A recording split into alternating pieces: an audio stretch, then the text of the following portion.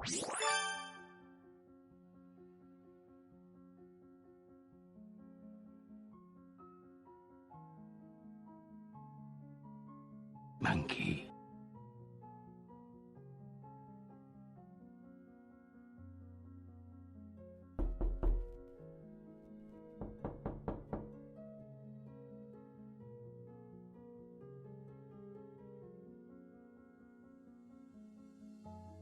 Monkey, monkey.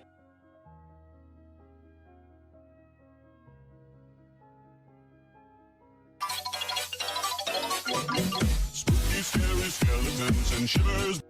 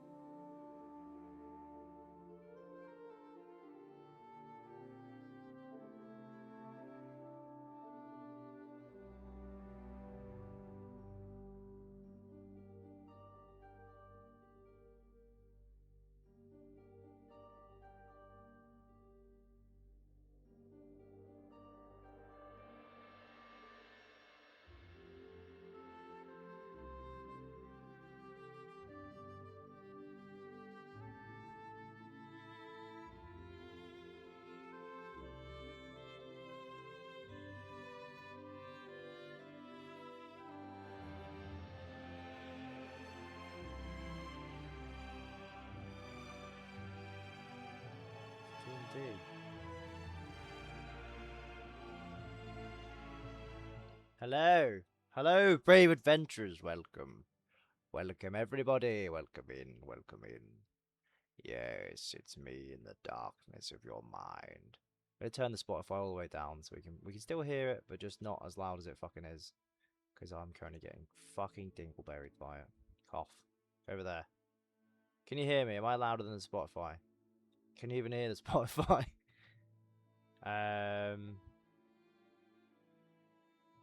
Sure.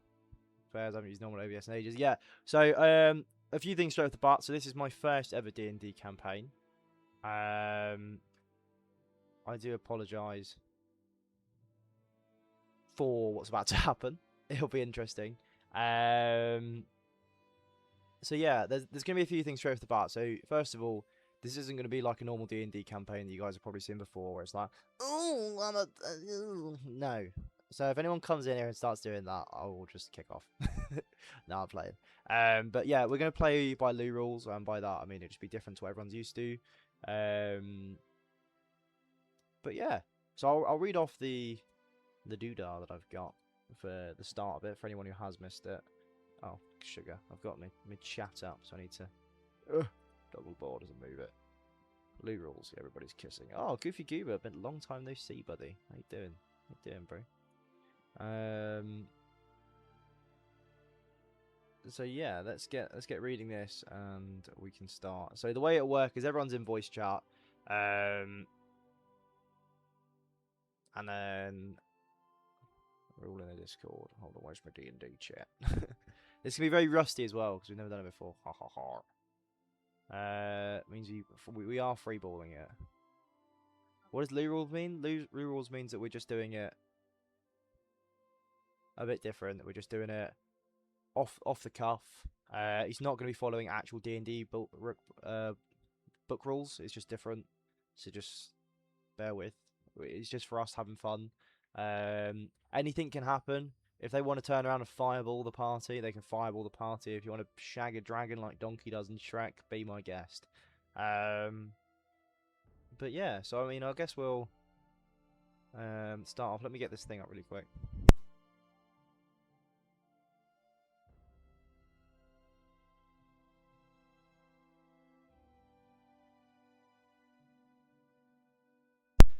So this is the scene, so everybody knows what we're settling into. A magical fantasy adventure, a classic D&D campaign. The kingdom of Brugard was once the jewel of the continent, a realm where knights rode out to slay horrors, mages conjured wonders and delight, and where every tavern poured the finest tea from the Eastern Isles. The art of tea brewing was sacred, a ritual, patience, balance, and calm in a world of chaos. But peace is fragile. The great kettle, the divine relic said to boil the world's magic itself, has begun to cool. Without the sacred brew that once flowed through the land, crops wither, spells falter, and even time stumbles. Scholars whisper that the ancient balance has been lost, and only the mythical element of tea, a divine essence of serenity and renewal, can rekindle the world's warmth. However, dark forces are afoot with malicious intent. Their hearts are black, and their minds twisted. They believe that the cooling of the kettle is a premonition, the time is nigh, and that Brugard must fall. So I guess we're going to go through now. Everyone's written a little bit about their character, so we'll just start going around. So whoever wants to go first, just read about your characters. So we all know what's going on.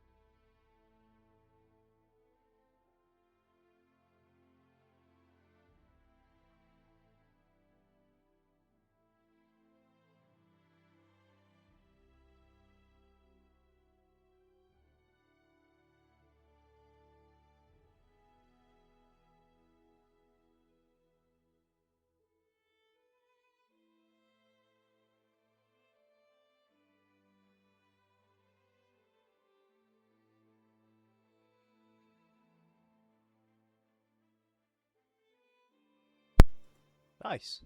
Okay. Let me get the next bit up. Hold on, please got to mute.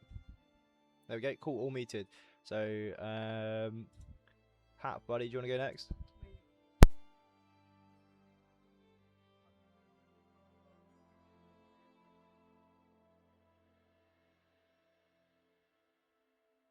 Shit, Jow, I increased that. You couldn't hear. No! How do I increase this? Somebody tell me.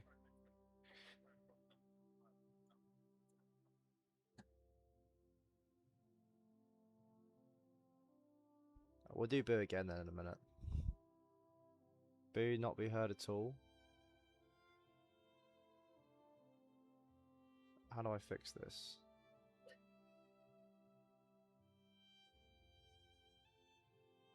Shit.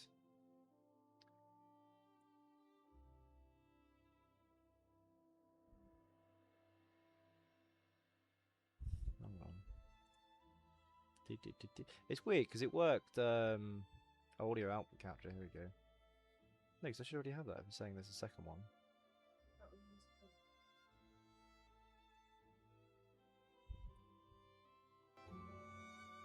Okay, device. Where's that gone? This should be getting the. It's weird because it works on. We worked on games. But it doesn't work on.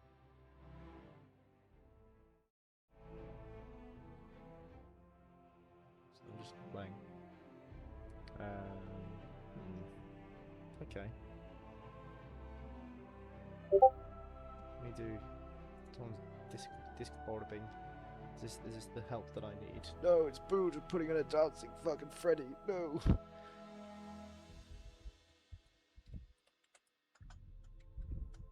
Okay.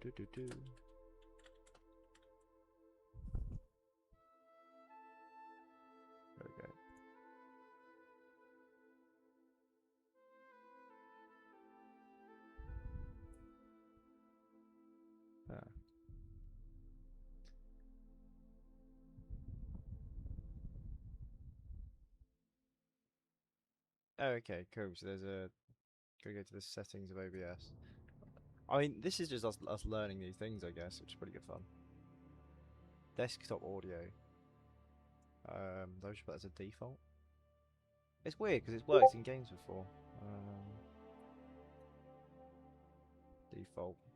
Microphone to your microphone.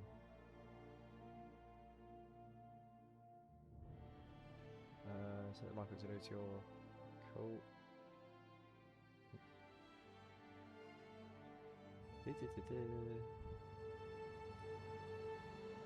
Cool. We'll try that. Can you guys hear? How's that working? I don't think there's a Discord specific one. I'm not sure if I can hear myself. If I speak for a bit, let's see if it comes through to Twitch. Yeah. You can hear me twice now. Okay. If I just do that, can you hear me once, twice? How many times? You can hear them. You can hear them. Cool. Okay. Can you hear me twice still? Or is that because of Boo's mic thing in the background? Once now. Cool. Right. Okay. I think we're all ready to go. So if we go back to Boo, sorry, Hap. No worries. Go for it. All right. Sweet.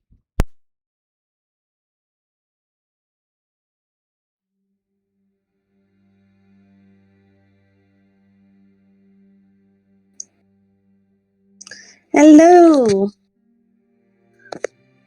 Okay. So this is Sister Gravesong. She is an elf and a warlock, also known as a wizard. She has an undead patron behind her. Her subclass is the undead, and her background is the haunted one. Her alignment is neutral with unsettling learnings, so she's not evil, just eerie. Her backstory is that she was raised in a secluded religious order devoted to warding off undeath. Ironically, she was the only one who could hear what lingered beyond the veil. During a failed exorcism, something ancient answered her prayers, not God, but a deathless being that wears faith like a mask. It did not possess her, it followed her. The hooded spectre is always close, visible only in mirrors, moonlight, and moments of fear. She left the order, marked as a heretic, bearing their symbols not in reverence, but in defiance. I did not fall, I was chosen by what your gods were too afraid to name. Personality: calm, soft-spoken, unsettlingly honest, treats death as sacred, not tragic, protective of children, outcasts, and the condemned, dislikes organized religion, but understands faith deeply. Her flaws are her morbid curiosity. She struggles to know where she ends and her patron begins, and sometimes she listens a little too closely to the whispers she shouldn't. Has knowledge of undead, cults, and forbidden lore. Her patron, the Pale Confessor, is an undead entity that feeds on guilt, secrets, and final prayers. It grants power in exchange for confessions whispered aloud, carrying holy symbols as mockery, and guiding the death to truth, not peace. Nice. Cool. So, Hat, when you're ready, bro? Yep, give me 2 seconds.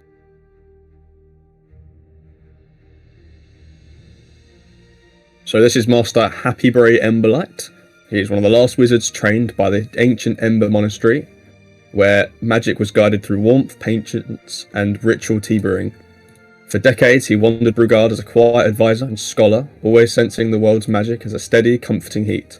When that warmth faded and his tea went cold mid-sip, Happyberry knew the great kettle was failing, and haunted by the belief that he once ignored the warning signs, he now steps forward to help restore what was lost.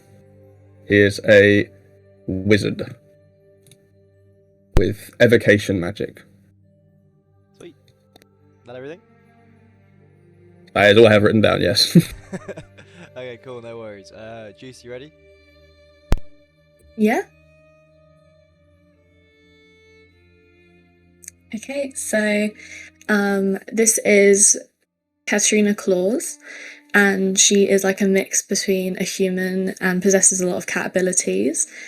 And she is a mix of kind of like a monk and a rogue with a neutral good alignment. She carries a trinket bag full of catnip because she likes catnip tea, and she has a claw dagger for small climbs and like close combat. Obviously has a tea flask and some pointy steel-toed boots. She's a good listener and loves a little bit of gossip, so likes to listen into everything really closely. She will encourage breaks because she likes to judgmentally sip nip tea, and she likes lying in sunspots and will purposely ignore people who talk during nap time. Her flaws are she will ignore anyone who is trying to talk to her in nap time, regardless of if they're trying to help. She is stubborn and distrusts those who don't like sarcasm, and she judges those who think making biscuits is pointless. Nice. Okay, sweet. Asp, I don't think you got a picture, so I'm going to put the big board up. Ready when you are, bro.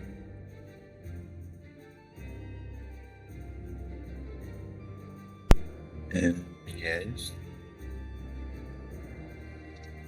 So, yeah, I don't have a picture, but we've got my character Uchel Hinafol. He is just a human, but he's a member of an old minor nobility. They've long since lost influence, and he seeks to re-establish his name in the courts through revitalizing the teas. And while he does know this will bring great prosperity to the land, it is still largely a selfish act. And while he wishes to see the best in others, he does try to bring impartiality. But as everyone, he has flaws. Nice, sweet. Right, so we need to do some stats because we haven't done any stats yet. So the way this is going to work, if you guys remember, the Fallout franchise has the special series. So we have S for strength, P for perception, E for endurance, C for charisma, I for intelligence, A for agility, L for luck. So you have 15 points. You put them wherever you want. So you can fully spec one or the other, or you can have a nice balance to that. But that's up to you guys. You've got a couple of minutes now. to get your points allocated, motherfuckers. So things like strength, so obviously that's going to affect your weapon stats for like melee weapons. Perception is going to affect your magic ability. Endurance, so again that kind of comes into the melee stuff and how much stuff you can carry. The charisma, so you know, trying to barter prices, trying to talk to people, anything like that. Can I spell special? I for intelligence, so that's things like traditional D&D has like history, religion, things like that. So that's going to help you with things like that. A for agility, so agility again is going to help for like sleight of hand checks and things like that.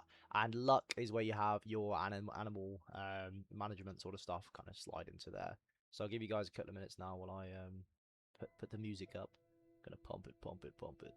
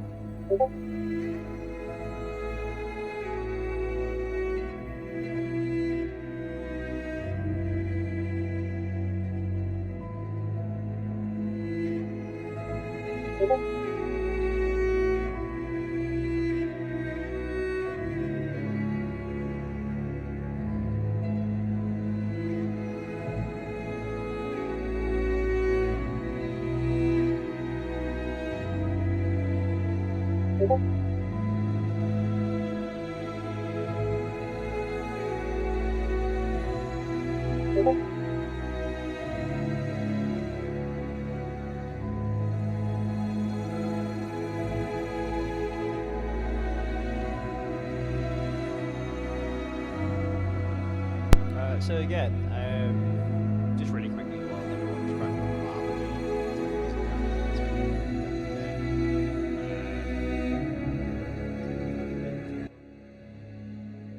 that, as far as this goes, like I say, I've got no actual experience with this, but this is aiming to be a 3-part series. So we're gonna mash this together. There'll be like this part here where it's sort of an introduction to the characters and, you know, what's the quest and where's it going, and we're gonna have the middle bit where it's like, oh, okay, we're now, you know, traveling there and we're doing whatever, and then we have the penultimate episode as well. These can't be too long, so they'll probably only be like a couple of hours. Max will stop in the middle for an hour just to have a bit of a break, so everyone can, you know, chill out and not die. And then we'll come back, because this is going to be quite full on otherwise.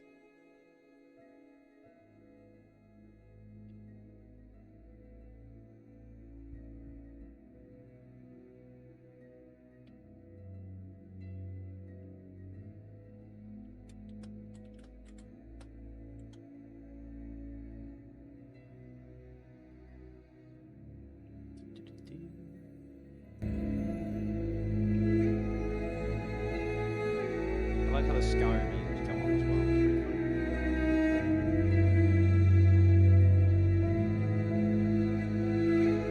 It's pretty fun.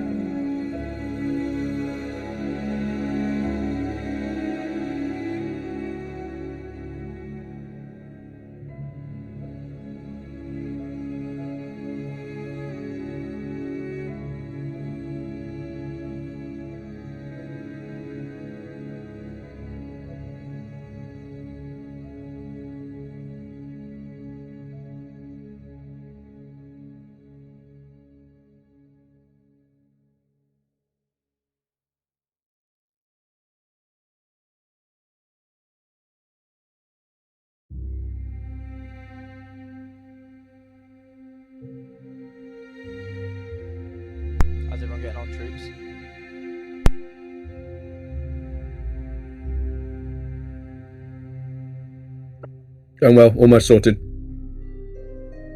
Sweet, sweet.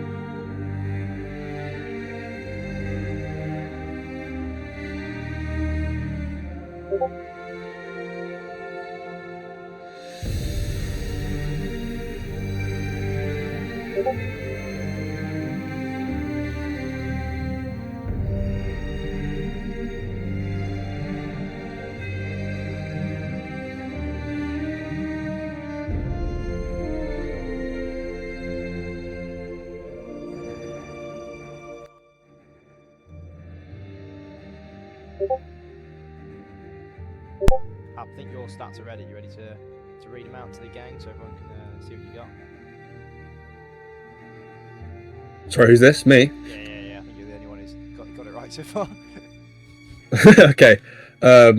So we'll start off with strength. I've got 2 strength. A wizard. There's no need for strength as a wizard. Let's be honest here. I'm carrying a staff and a kettle at this rate. So I've given him a low strength because he's not a physical fighter. Perception, I've gone with 4 because I need him to be quite perceptive and he needs to be able to sense shifted magic and read people and omens as well. Endurance is he's older than he looks, wizard kind of stuff, as the usual. So he's old but still resilient at the same time. Charisma, he's a quiet authority, so you can imagine how that can go. It's a mentor presence, but not always the most welcoming of people. Intelligence, I've put 7. I've just chucked all my points into intelligence because he's an ancient scholar, master of magic, and hopefully he's going to be quite smart. So, sometimes it may differ from me. And then agility, I've just left as normal because I'm planning to be more of a ranged, less physical fighter. And then luck, 1. I don't rely on luck, I rely on wisdom, not chance. We should have none of that. Nice. Without counting, I'm just going to quick look at everyone else's. So this is the real test. Can Luke count on stream? 4, fucking 5, 7, and then +1 is 8, +3 is 11, +2 is 13. Juice, you still got 2 points left by the looks of that. That might be my shit maths. I don't claim her as my sister. Asp, you've got 3, 6, 9. That's easy. Then 14. Asp, you got an extra point, but I'll let you have it. saves time. You are a human after all, so you have no immediate buffs to yourself. Okay, there's a reason for the low score. I think Juice after 2 attempts that. Hold, where's your intelligence? 2 intelligence. I mean, fine. we'll leave you there, I guess. Just waiting on Boo, and then we're ready to go. But yes. I think Asps is correct. I think he's overall. You should have 22 points if they all start at 1, and I think he's got 22. I might have fucked it up. That's fine. I might be. The easiest way to count is that if they all start with 1, then the total should be 22. Okay, cool. I'll let you count. Cat, take that into note. My math is like. I've also got a spinner wheel that I need to get up as well. Fucking, this will be fun because oh god, some of you guys have seen more than one stream, which I'm aware of, and there is some buffs for those of you who have watched more streams. So I need to get my spinning wheel up. Spinning wheel, let's go. Does featuring in streams count? Yes, it does. Yeah, 100%. So if I go onto OBS now, this is the real fucking challenge. Can Lou use online features on a stream? Here we go. Where is it? Browser.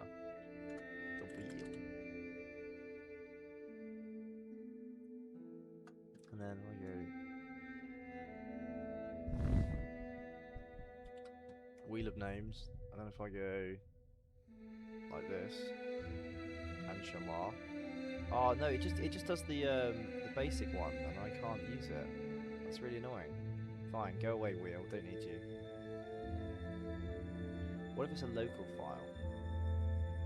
Oh, it doesn't work. Can I do like a screen capture? Unsave changes. Do you want to keep it? So I can't actually show you the wheel and what you get, but you're gonna have to trust me, I guess. Because I'm not wise enough to work that out yet, unfortunately. Oh, cool, boost stuff's in now. Mega.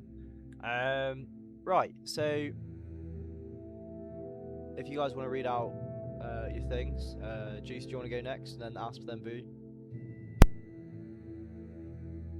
Sure. So my strength is 3. I decided it's not that high, but it's decent. My perception though is 4 because she's nosy, and my endurance is 2. She enjoys her naps a little bit too much. Charisma is 1. She won't talk to you. If she doesn't like you, she's not gonna bother even trying. Intelligence 2, as seen by my poor counting skills, this is a lacking area for my character. Agility 3, she's quite agile as part cat, and then luck is 7 because she's a lucky cat. Oh, nice, sweet. Asp, your next, bud.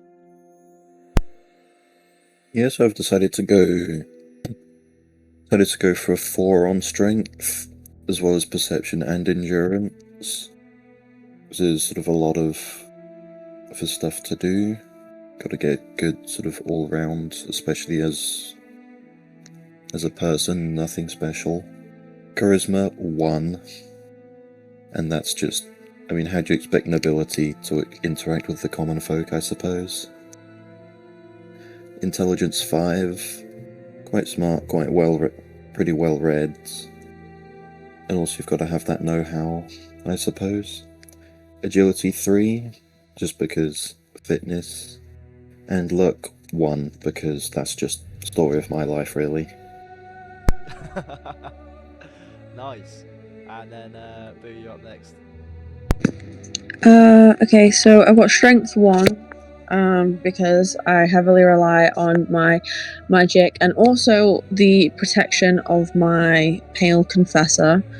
My perception is 4 because I see things beyond the veil and pick up on things that people typically wouldn't. I also get told stuff by dead people. My endurance is 3. I've been through a lot, religious organized cults. They really put you through the ringer, so I can hold my own, but at the end of the day I'm still worn down a bit. Charisma is 3. I mean, I speak to all kinds of beings, living and dead. My intelligence is also 3. I have a good knowledge of like the occult, the undead, religious organizations, and like forbidden knowledge and stuff like that. My agility is 3 because, again, as I heavily rely on my magic to fight things, I need to get out of fucking dodge. And my luck is 5 because after everything I've been through, I'm still quite a lucky being to be here and fighting. Nice. I'm just going to open Sir Bramblewick a bit quick. So Sir Bramblewick is a boy that I'm sure everybody knows, and although he's not an active feature in this campaign, as in he's not me going because I can't do 2 things at once, he will be a companion that accompanies the crew. So as you can see, he's a paladin, so he's quite strong. I haven't got his exact stats here, but he's got mystery stats, I'll put it like that. He's quite strong, and to make up for the lack of strength that we have here, and you guys can use him how necessary. You can do the moonwalk as well, look. But yeah. Oh, you missed him with a teabag. Avashti, landlubber! Yeah, sweet. So, I guess we should start this. We now know everyone's stats, so we'll do a nice introduction. So, the sun peeks through the trees. As you open your eyes, you look around and you see your merry ragtag group. And you're thinking to yourself, how did I get here? this lovely lake. What a strange place. The last thing you remember was trying to fight off a foul beast and running through the woods. But it looks as though a friendly traveller has lit the fire. So Bramblewick, he's leaning against that tree there on the right-hand side, and he's just going, you're finally awake. I've been keeping guard all night. I'm knackered. I'm ready for bed. And he's going, right, okay, it's time to get up and time to move. So what do you guys want to do? Oh, first and foremost, I think we need to put a pot of tea on because I just woke up, a bit knackered. It's a bit nippy. Kat, you've got a bag of cantrips, and it also seems that you have a flask there. Have you got any tea suggestions that might help us get the day started right? Or biscuits. The tea that I possess is catnip tea. You are welcome to have some. But yeah, I carry a couple biscuits, but I don't know if they're stale. Okay. Well, I'm happy to put on a cup of tea, a pot of tea. I'm pretty sure I have some tea leaves around here somewhere in my little assortment of jars and such on my belt. I don't know. Where do you guys want to go? What do you want to do?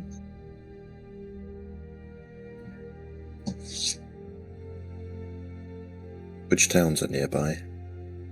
Do we have a map? Nobody has a map, but so Brandon goes, yes, a town. Yes, there's a small town of Brugard nearby. Brugard, I've heard of that place before. I suggest we make our way there then. Yeah, hopefully No they've got use. some beds. Do we know the way there? You don't, so Brandon does. Bramblewick, we make you a cup of tea. Can you take us to Brugard, please? Maybe. Hold on. He's got to have his tea first. He's got to have his tea. Someone bribe him. There we go. I'm bribing him with tea. There we go. Tea's on. Goodness me. Okay, so do we have to roll for if he'll take us, how accurate it is, what path we have to take, anything like that? Not for this. Okay. Can we roll for how good of the brew of tea we do? Yeah, sure. So for the roll, for this one, it's got to be upwards of 5 on a d20 for how good it is. For the intelligence, if you've got more than 3 plus 1 to your roll, and everyone do that roll, and we'll see what we get. Tell me the numbers.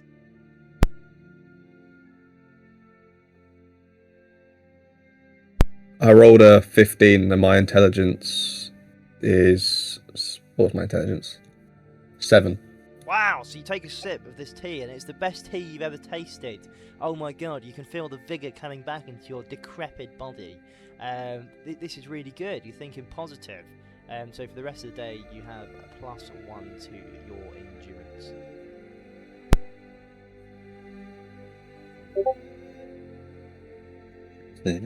I rolled 18 at a 5 intelligence.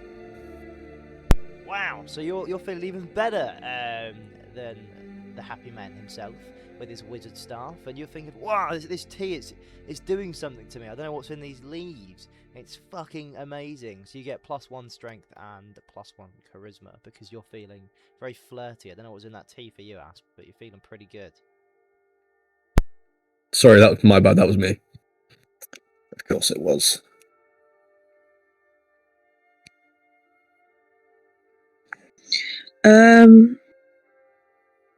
Okay, I got a 16. Wait, did I unmute for that? Hello? Yeah. A 16, cool. So again, you're feeling pretty good about yourself. You're feeling pretty good. Those whispers from the warp have gone away for a while. So your disadvantage to your perception checks has disappeared for the rest of the day. I got 11, and my intelligence is 2. Oof. Okay, so you're not getting the plus there, but you still passed with 11. You're feeling pretty good, so you get an extra spin on the wheel because Sir Bramblewick is feeling sorry for you because you spilt a little bit, but not a lot. hold on. Let's go for the wheels. So, you guys, I'm assuming you've all watched every stream this week. I believe so. You guys get 7 Yeah. spins with this wheel each. Jesus. Oh my god. Lovely. This is a lot. So I can't share the wheel. It doesn't work. I've tried. So I'll start with we'll start with Hap and we'll just go through. So I'm going to click this wheel 7 times, and this is what you have added to your pockets. It's all weightless, this as well, because it's free, so don't panic. Take notes though, yeah. Fucking hell, this wheel's going to take a while. Yep. Right. Let's get our money up, guys. So you get +1 inspiration dice. So everyone starts every day with 2 inspiration dice, which basically is a reroll of your dice. But Hap, you've now got 3 for today. Damn. Okay. Nice. I wish this spinner was quicker. It's alright. That's suspense. I swear. The tea's brewing right now. You've also got an empty scroll. Now, what could be on the scroll? Nobody knows. Is it invisible ink, or is it just an empty bit of paper that you could use to write something on? Perhaps a map. Mm. I'll get like. How devious. Spazzing out from these colours. You've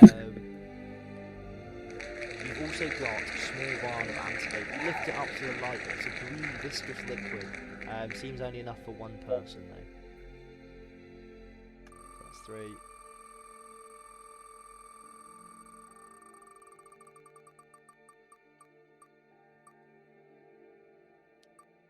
Ah, +1 gold as well. So this is number 4 now. You got your +1 gold going. So everyone starts the game with 5. You've now got 6. This spinning wheel. Oh my god, it's gonna be the end of me. Oh, nice! You got a jester hat as well. So this adds How +1 fitting. charisma when you're wearing it. How fitting. I wish I could show this wheel because it's pretty wild. Oh, you're so rich. This is bullshit. You got +3 gold, buddy. You're going up in the world. Oh hell yeah. Oh, this is what we're looking for. Give me more gold. Might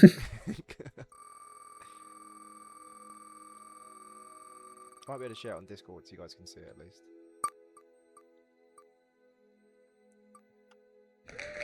Got a rusted key as well. Could be to something. Oh. Is this the last one? That's One crazy. more? Let's count. I think that's 7. 1, 2, 3, 4, 5. Oh, my screen needs to make that bigger. 1, 2, 3, 4, 5, 6, 7. Yeah, I've got 7. Cool. Is that 7 including this one or just 7? 7. The rusted key was the 7th. Okay, cool. So going on to Asp now, you've got 3 statues of unknown origin. They could do, they could do something, they could do nothing. They're quite weighty, they're about 3 kilos per statue, so, you know, use them wisely.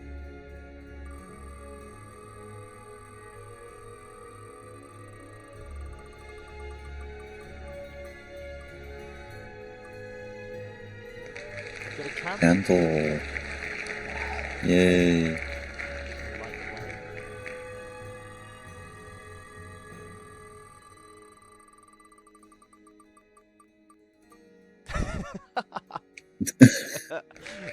Another candle.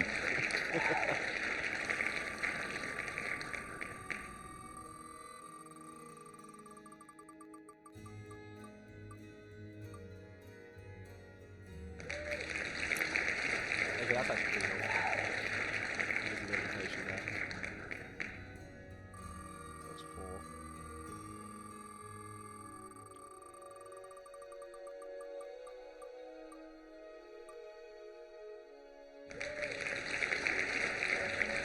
Pair of sandals as well, so that's 5.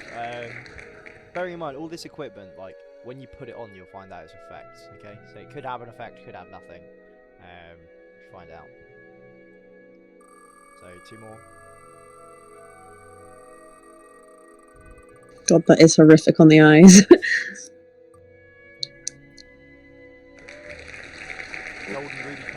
rating for a man of an ability such as yourself? Curse of buying the equipment curse, maybe.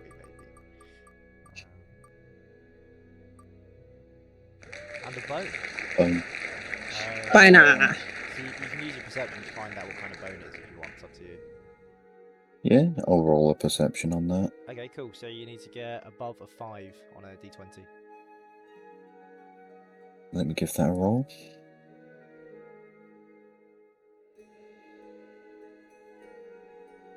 I got a fucking 1. Right, so you look at this bone and you can't quite work out what it is. You're not really sure where it's come from, who it belongs to, is it human or not. But you put it into your bag anyway. Who knows? It might be useful. Okay, sweet. Go with Juice next.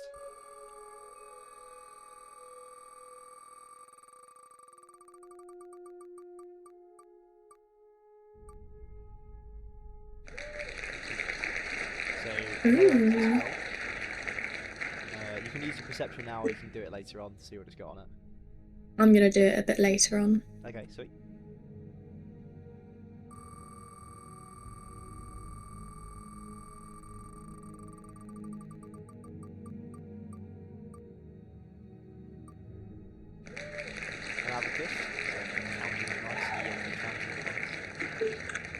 I needed that earlier. The wheel without seeing is like, I wish I could show you guys, but it just won't come up, and I can't figure out a way to do it, so it's annoying. Maybe next time, yeah. 3 small gems. Again, you can perception check and see if Yay. it or not. That'll be later. Is that 3 or 4? I keep losing count. 3, cool. So this will be 4.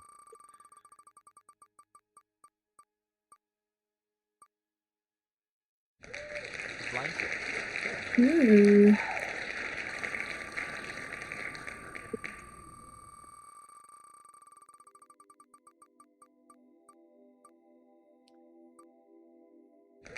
Plus 3 gold, so you'll be Lovely. and 2 more.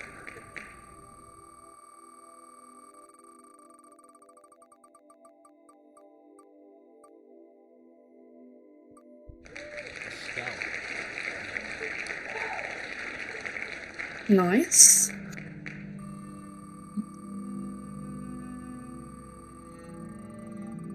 And last one. A handful of sand. Yay, that's lovely. When Sir Bramblewick passes to you, he just scoops it into your hands. Lovely. He says, careful where you keep this. Oh, okay. Sweet. Now Boo's turn. I'm just reading out what you get.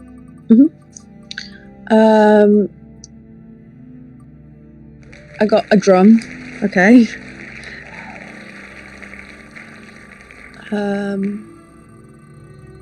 So a drum. I don't know what kind of drum this is, but I'll put it in my bag. I got a mystery potion. Yes.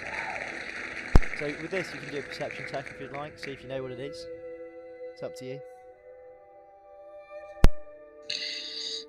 For shits and gigs, yeah, I'll do a perception roll on the mystery potion to find out what it is. What do I need? You'll need. What's your intelligence? My intelligence. Fucking hell. Is a 3. Okay, so you're gonna need a 13. Could I assist if I've got higher 13. intelligence? You can help if you'd like. So So you can do it instead. I got a natural 20. Okay, fine. Oh, fairs. No worries. Right, Right, okay, so that's a plus 5 to the intelligence because you have assisted as well with your greater knowledge, and this is an easy check.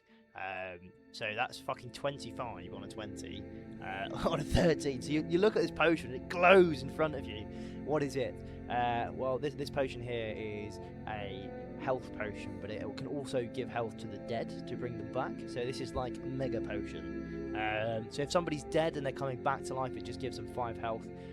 If you're giving it to yourself, it fills you all the way back up to max health. And your max health, I will tell you shortly. Yeah, and brings them back, which is pretty good. Cool. What number was that? Cool. So 3. What is next? A bottle of an unknown substance. Fantastic. I'll do a perception check on that later. Okay, perception check later. So you put the strange bottle in your bag. The one thing I'll say, when it's unknown substance, guys, just be aware, because it could be an explosive, and if you start running, it could explode. Just be aware of that one.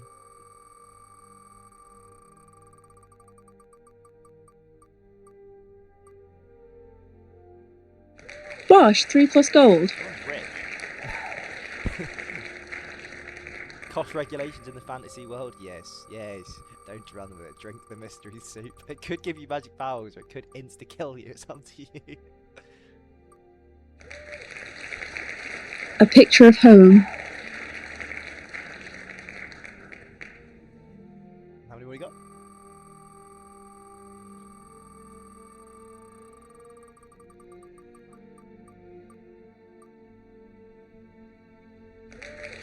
Bag Rats. Bosh, a bag of rat scrotum. Wow. Is it empty? Can I do a perception check on the scrotum bag? Yeah, Yeah, sure. sure. So you need a 5 up on a d20.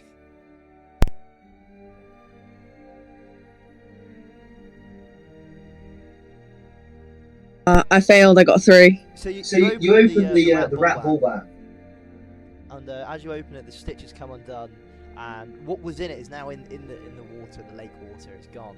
So you've now got 2 halves of rat ball bag and a bit of string, the purse string that was holding it together. What was in it, we will never know. There is something else in the bag, but you're a bit upset, so you just put it back into your pocket.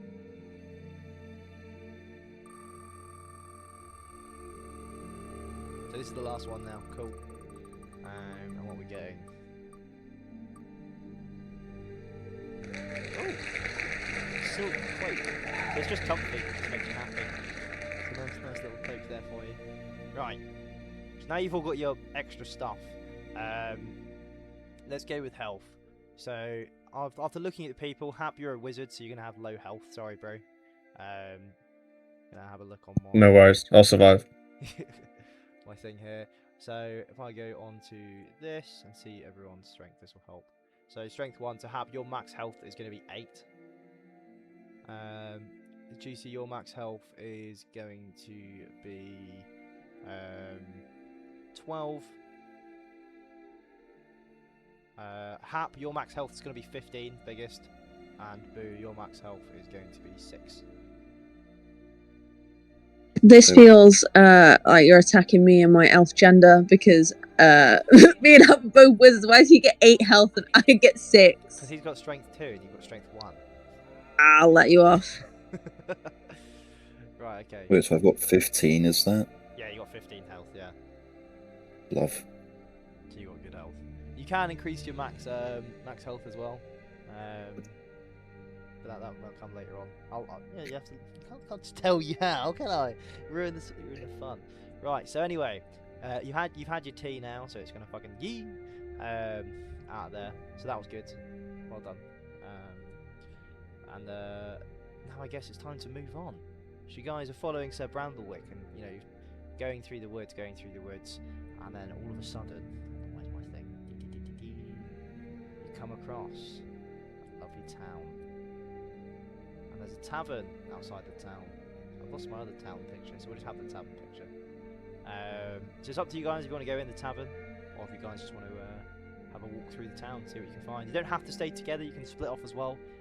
Each one of you can make your own decision. I say we go into the tavern. We need. I'm seeing gold on that table, Okay. and I'm saying we get the sneakiest person here to try and steal some, and if they can't, then we just scrap or run.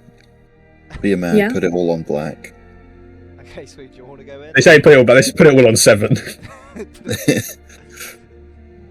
Everyone going in? Yes, I would like to enter. Is everyone else following me? I'll Yeah. enter you.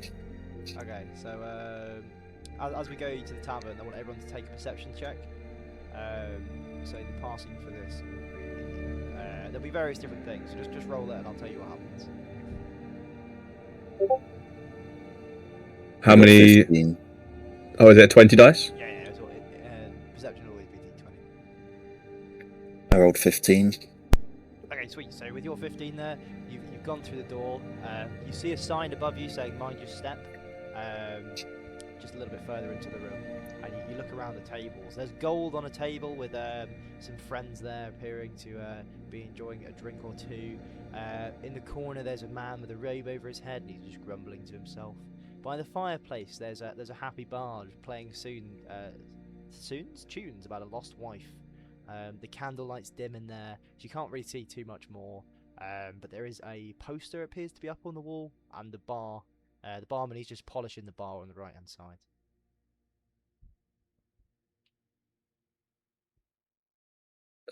I rolled a 5, but I've got perception 4. Does that help me at all?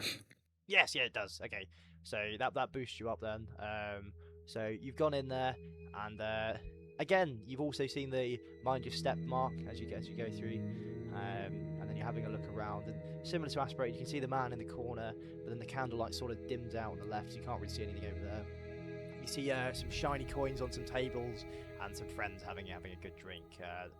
They appear to be all sort of different races, though. They don't really, no one's really the same here. Everyone's very different. I rolled an 8 and I have a perception of 4. Okay, sweet. So again, you also see the don't trip thing, and around you see all these glittering gold coins and candlelit. But you also notice as well that those candles on each table, they're not actually regular fire. They're little fire fairies dancing around inside of a lantern. Are they there? Are they trapped? Are they meant to be there? Nobody really knows. You see the barman, and he's sort of looking at you. He's 3 randos have just walked into his pub. He wants to know what's going on. There's also in the corner, there's absolutely massively Stackers barbarian with a big old beard, and he's just grumbling to a man with a robe over his head. I got 14 and I've got a perception of 4. Okay, sweet. So again, you see the don't trip. You're looking around. You're not really seeing anything too much different to everyone else, but there's a distinct glow coming from the fireplace, and it appears to be dancing. As you look around as well, you see all these strange concoctions on the bar. Some of them are fizzing, some of them are popping, some are on fire. There's all sorts of different things here. It seems like something for everyone. The posters on the wall appear to be help wanted posters. So what do you guys want to do? Help. What? Read the poster. Yeah, read the poster. Okay, sweet. So we go over to the poster. Can everyone make an intelligence check? For anyone who's got over 4 intelligence, yours will be a 7. Anyone who hasn't and is below 4, yours will be a 13. To see what different bits of information you can extract. I have an intelligence of 7, and I rolled a 5 again somehow. So that didn't go well. I have an intelligence of 5 and I rolled a 7. Okay, hold on. So, Hap, you're having a look at this poster. It says help on it. You think you can't really tell. You're having a look at it. The light's too dim, and you've accidentally stood on the big barbarian's toe as well while you're doing that. And he's not impressed. He's looking down at you like he wants to absolutely obliterate you. Okay, sweet. So, Asp, what did you get? A 7. I got a 7 with intelligence of 5. Was that a pass? I think it was a pass. So yeah, you've passed. You're reading it. It says help. It says looking for a right sock. Slightly holy, slightly cheesy. Fair enough. Not sure what I can do with that information. No one has a sock on them. I have intelligence 2 and I rolled a 7, so I don't think I passed. Okay, so on your way over to the help board, you've completely missed it and you walk straight into the barbarian that Apps just stood on. He's not impressed at all, and he picks both you and Hap up by your heads, lifts you into the sky, and just roars at you both with a deafening fury. So hold on, I'm gonna roll a dice here and see if he does any damage to either of you. So I'll get 2 dice up. Oh, hold on, I've got to verify I'm human with this. Here we go. I'm going to roll 2 dice, and there'll be a d4 to see how much damage they do. So there's a potential of a bit of damage here. Can you both roll a perception check to see if you knew what was happening? Let me get your stats up so I can see.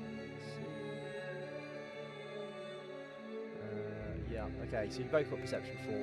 So if you just roll a perception check, anything above a 3, I'm going to say you know what happened. This is a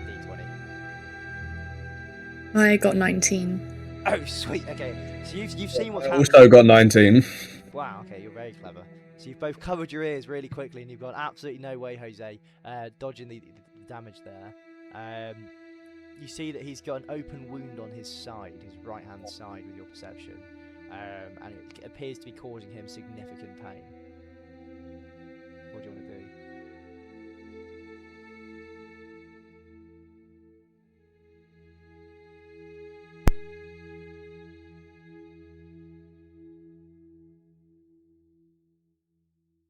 Do you have any healing items? I'm looking in my inventory thinking I've got a green antidote, but do I want to use it on this prick? It's either that or I'm rolling initiative to pull my gun out, so... I can give him the rat scrotum, see if he wants to use it as a bandage. There's a temptation that I just put the rusty key in his little his injury. Who says this? He gets septic. I'd like to offer him my rat scrotum. So you offered him this rat scrotum as this man is crushing your 2 compadres' skulls. He sort of looks at you like, what the fuck is this? And he looks down and goes, rat balls? Why are you giving me rat balls? 2 half of a scrotum. And he bellows down at you, spitting beer and chicken from his teeth down at you. Well, there's an item in there. I don't know if it could be useful, and he could potentially use the rat scrotum as like a skin-to-skin bandage, potentially healing him faster. Okay, so he drops Cat. He just crumples on the floor with a bad headache as he snatches the rat scrotum off you. He pulls out 5 gold coins connected to a small vial, and he pockets that, and he throws the rat scrotum back in your face with such force it knocks you straight onto your ass.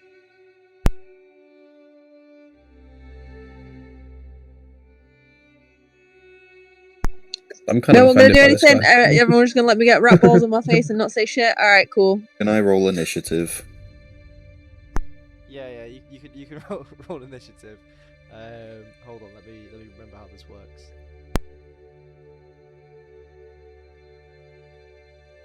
Basically, I'm saying I want to enter combat.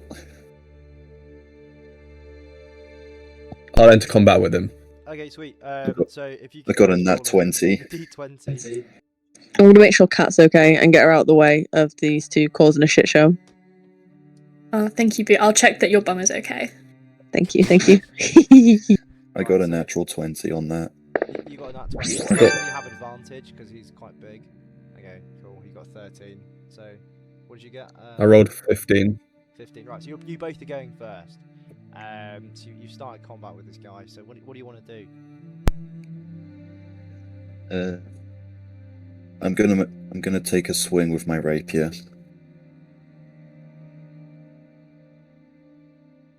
Okay, sorry, I'm just reminding myself how it works.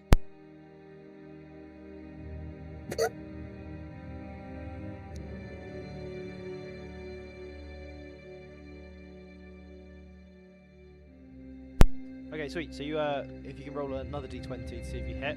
He's a pretty big target, so if you can get anything above a 7.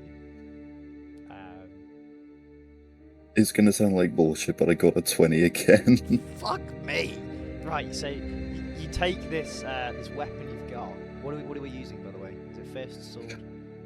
I have a rapier, like a fucking short hell! sword. So are you sure you want to rapier this man in the middle of a tavern in daylight? Well, that's one of my weapons. I mean, I could just punch him with my metal gauntlet. It's up to you. What are you hitting him with? So I'll lamp him with my metal fist then.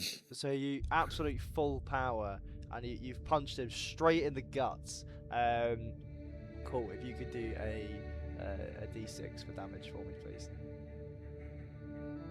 Yeah.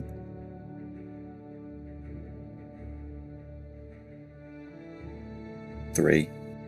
Okay. So the big guy, he sort of stumbles back and he has Hap's head, and as he's falling down, he smacks his head off the table. Hap, if you could do a d6, see if you can save it or not.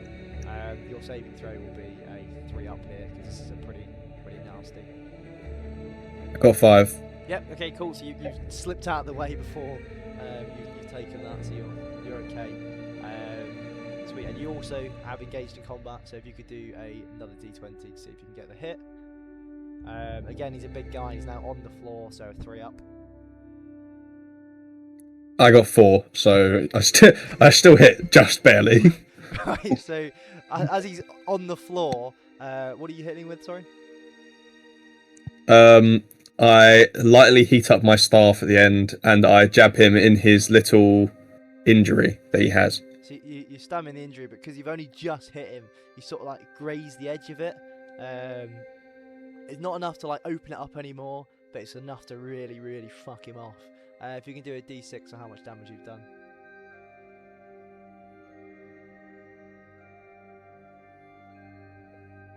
What? 1. Okay, so he's just pissed off. He's really mad now, and he gets up and he's right, and he runs towards the pair of you, particularly you, because you've just poked his injury there. Boo and Juice, what are you guys doing? Should we help them out? Yeah, I feel like they might need some help. Okay. What do you think we should do?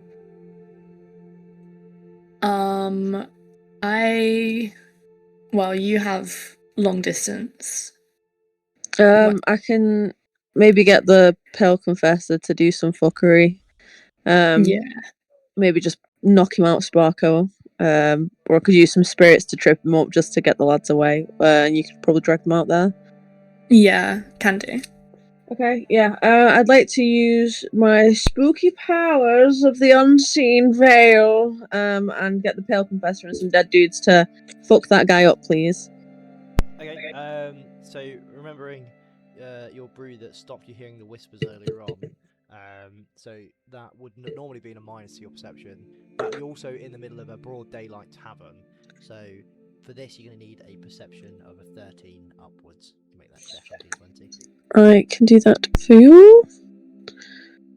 I rolled an 18.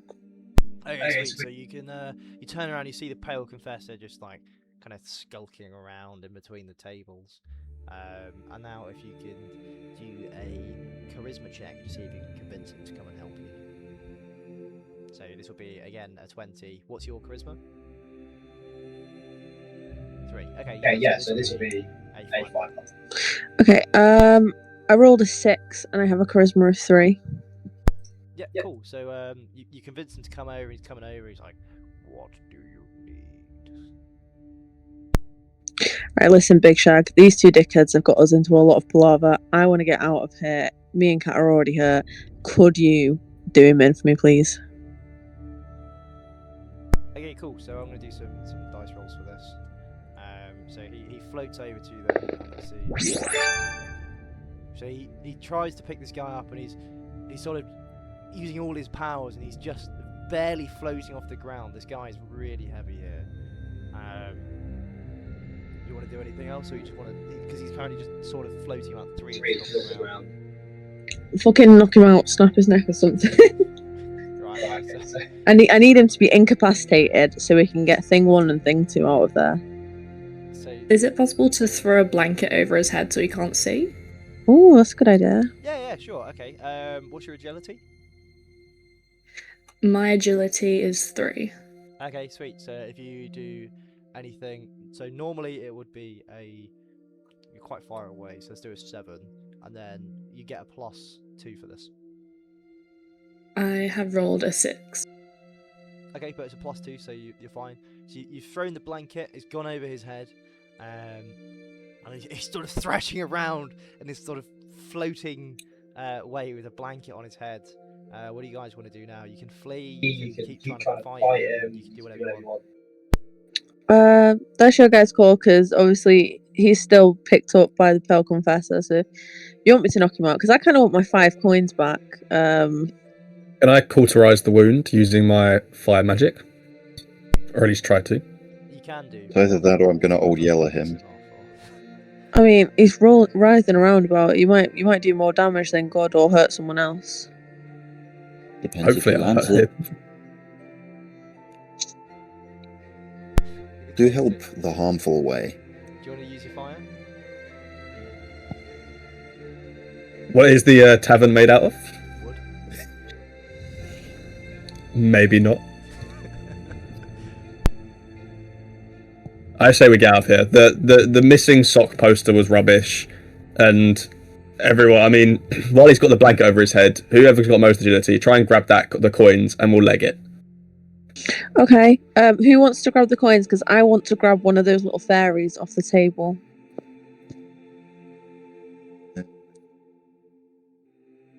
That I've feels got like a cat job.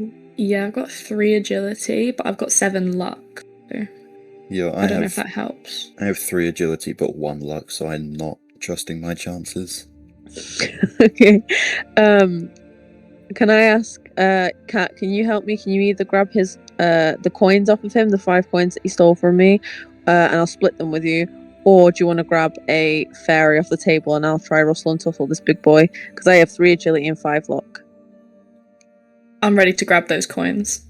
Okay, girl, you get it. So Kat's gonna go for the coins. I'm gonna go for a fairy. Cool. And what the boys doing? I'm gonna Standing ready to defend in case he does react aggressively, and if they are successful, getting ready to run. Okay, cool. So you're postured up in a sort of defense.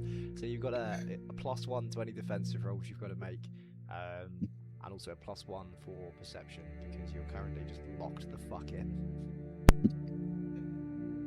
I'm gonna draw my what's it called, like a small crossbow for my hands, and I'm gonna point that. I'm gonna stance up.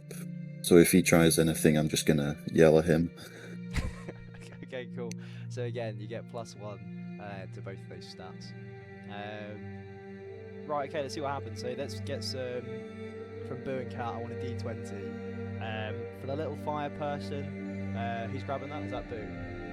Okay, so if you can do me a D20, and you're gonna need a 5 up.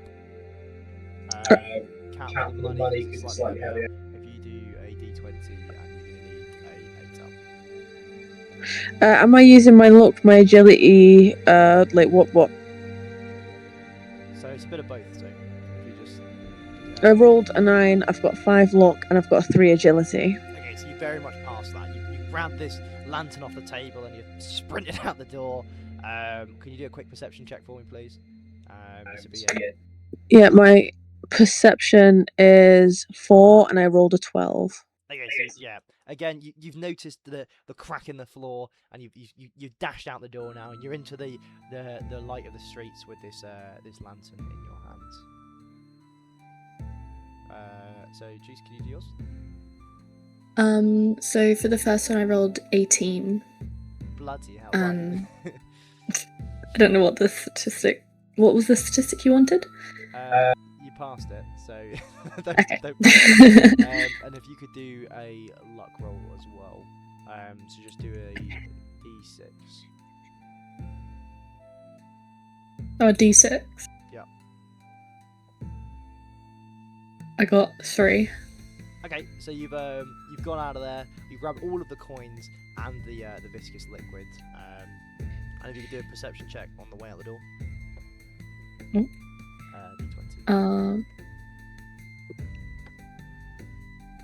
I got 19.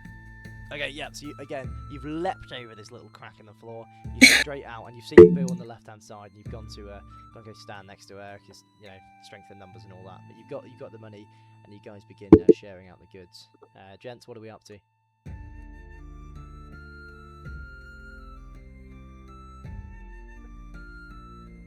We are going wherever they go. If they start heading out, we are rushing behind them.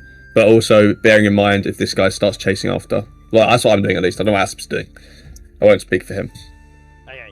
I'm gonna also retreat, but I'm gonna go backwards, keeping an eye and keeping my aim trained on him. Okay, happy. So this guy, he's fucking got up, he's roared up, he's thrown a table, the bar keeps screaming at him, he's got his little artifice shotgun up and he's threatening him. There's a lot of noise going on, Hap, as you run out, so you're going to do a disadvantage roll. So you're going to do 2 d20s, and whatever the lowest one is going to be the one we take.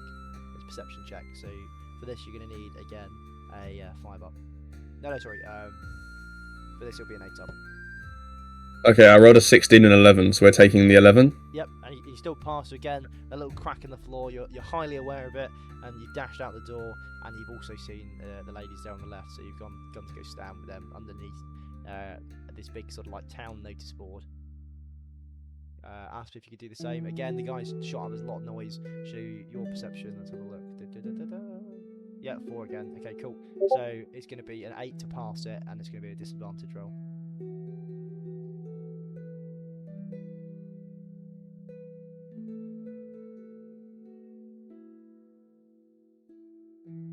Okay, I rolled a 20 and a 16, so we'll take the 16. Okay, yeah, so despite walking backwards, you've still noticed everything, and you're out the door. You're underneath this new sign. The artificer behind the bar, he's shouting at the barbarian. The barbarian's now distracted by him. There's a shotgun getting waved about. There's an axe getting slammed down onto the oak bar there, and the artificer is just shouting. It doesn't appear that you're banned from the bar, but I wouldn't go back anytime soon. What do you guys want to do next? Continue to explore the town after Cat and Boo have decided how they're going to split their coins. Could we do a perception check on what she was able to pickpocket to find out if there was just 5 coins or anything else? So you already did that with your luck roll. So that was the 5 coins and the black vial. You can do another perception check if you want to see if there's anything extra. Okay, cool. So who's doing that? My perception's 4. Cat, what's yours? My perception's also 4. Okay, yeah. So we'll just do that. Okay, cool. Do you want to help, or you just want to one of you do it? Yeah. I'll help. That'll be Yeah. both your actions for this turn. Okay, never mind. I don't want to be out of actions. I'm happy to just say if there's 5 coins, I'll give Cat 3 because she was the one who retrieved them. And if you want to keep hold of the vial, I don't mind, or I can add it to my little chain of potions. You can keep the vial. I will take 3 coins though. Bosh, thank you. Thank you. Okay, sweet. So Hab, you wanted to explore the town, yeah? If everyone else is in agreement, I say we explore the town. Bosh behind you. Yep. Yes, I'm happy to follow that. Okay. Lovely. I say we explore the town and look for any people that look a little bit suspicious or any signs and posters. Can you do a perception check for you, bud? Yep. Just tell me what you As got. we go around. I rolled a 19. A 19. Ah, lovely. So what you've seen is, as you're you're looking around, you've seen this bard frog, and he's there and he's playing his thing. So if anyone wondering, Grimy sent me a message that he wouldn't be able to make it today because of work. So I thought I'd include him anyway. And there's a bard frog there, and he's dancing around, he's singing his songs. He's very popular, as you can see. Everyone loves this bard. And he's in the centre of town. You couldn't miss him. There's also a notice board where you guys have just come from, which with some paper on it. You can't read what it says from here. The frog appears to be very, very happy. There's a little fae sort of floating around his feet as well, collecting the coins. There's a baker's. There's all sorts of different shops in this town. There's a little market around the corner as well. Everyone else can do one as well if you want to do it. Would this use up my last action? Yeah. Okay, yeah, no, I'm good, thank you. I'm just chilling. Okay. Yeah, I'm gonna chill too. That's what you want to do, bud. I think I'll go have a look for a smith. Okay. Can you do a perception roll? Sure.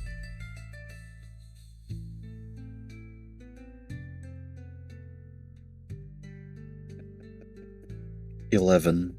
11. Okay, yeah. So again, you've definitely passed. You can see a smithy in the corner, with it, the smoke billowing from the chimney, and you can hear the familiar clang of the forge.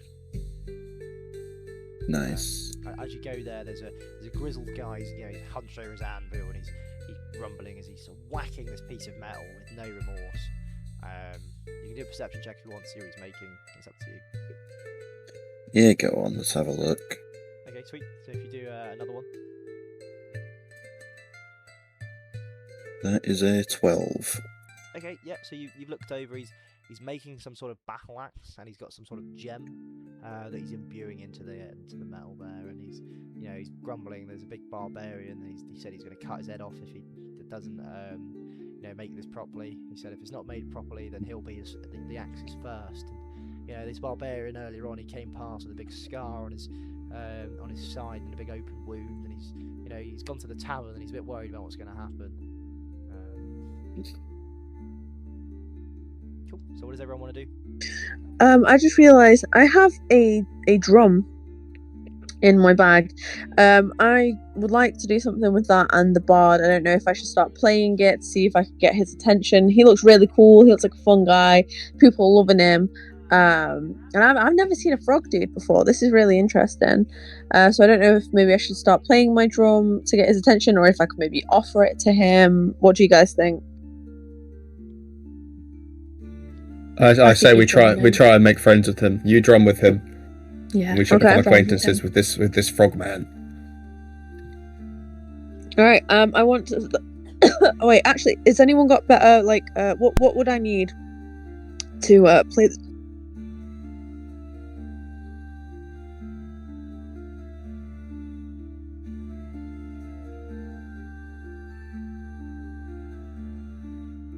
I think Boo's dead, so I think she said Right. what she needed. She wants to play the drums. I just got choked out. What skill would I need? Like, what special would I need in order to play the drums well? And has someone got it better than I do? I feel like that would be charisma, no? Yeah, it's a charisma. I Okay, have- so what would I? 4 natural, but 5 if I'm wearing the jester hat. So Okay.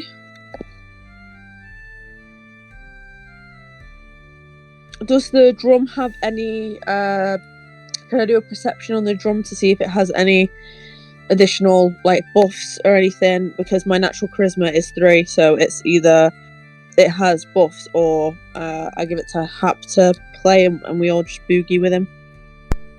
Yeah, okay. So what's your perception? My perception's 4.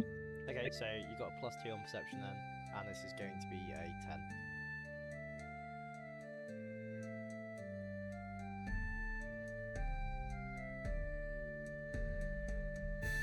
An 8 +2, so yeah, 10.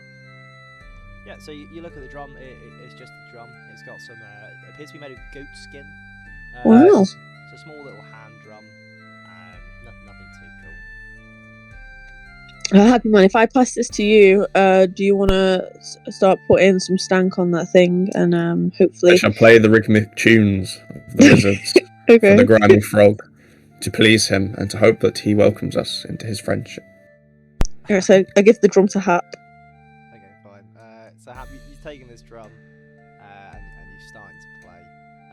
It's up to you. Do you want to try and stand up on there with him and start playing? Do you want to stand apart from him and start playing? Stand at his feet? I'm a full send it. I'm a stand up there with him, and me and him, we're doing this. We're going to be the next big thing. Okay. Can you make a perception check to climb up there, and can you do a second one to see your ability, please? So 2 d20 rolls. Okay, my first D20, I got an 18.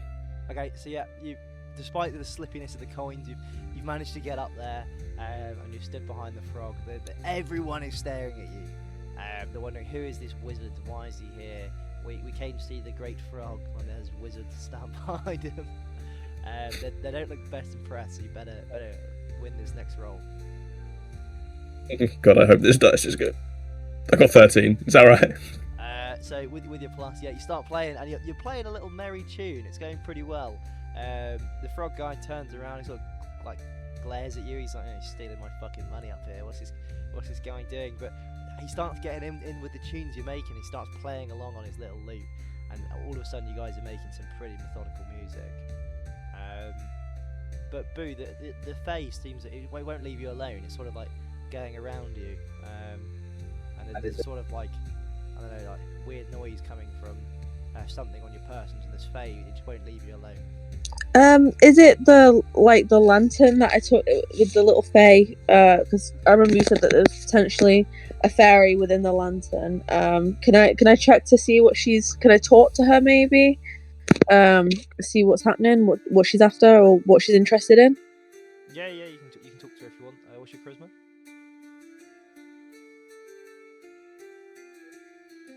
Okay, and your intelligence is? My intelligence is also a 3. Okay, so can you do 2 rolls? One, so if you can understand what they're talking about. So if you can understand the language. Nice. Yeah, so you can understand the language. You've heard this language before. And you're going, oh yeah, they're speaking Fayish, an old language I've heard many moons ago. And as you're listening to them, they're trying to, convey something. They seem pretty stressed. Can you do another 20, please?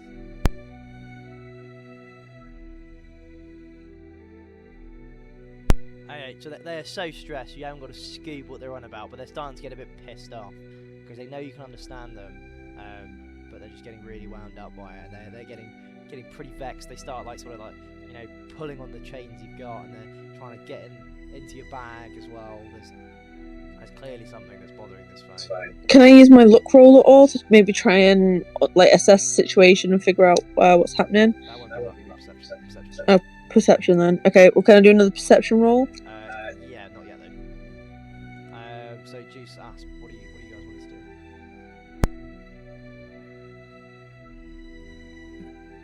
I'm going to go over to the smith, and I'm going to ask him if he knows about the pendant I have.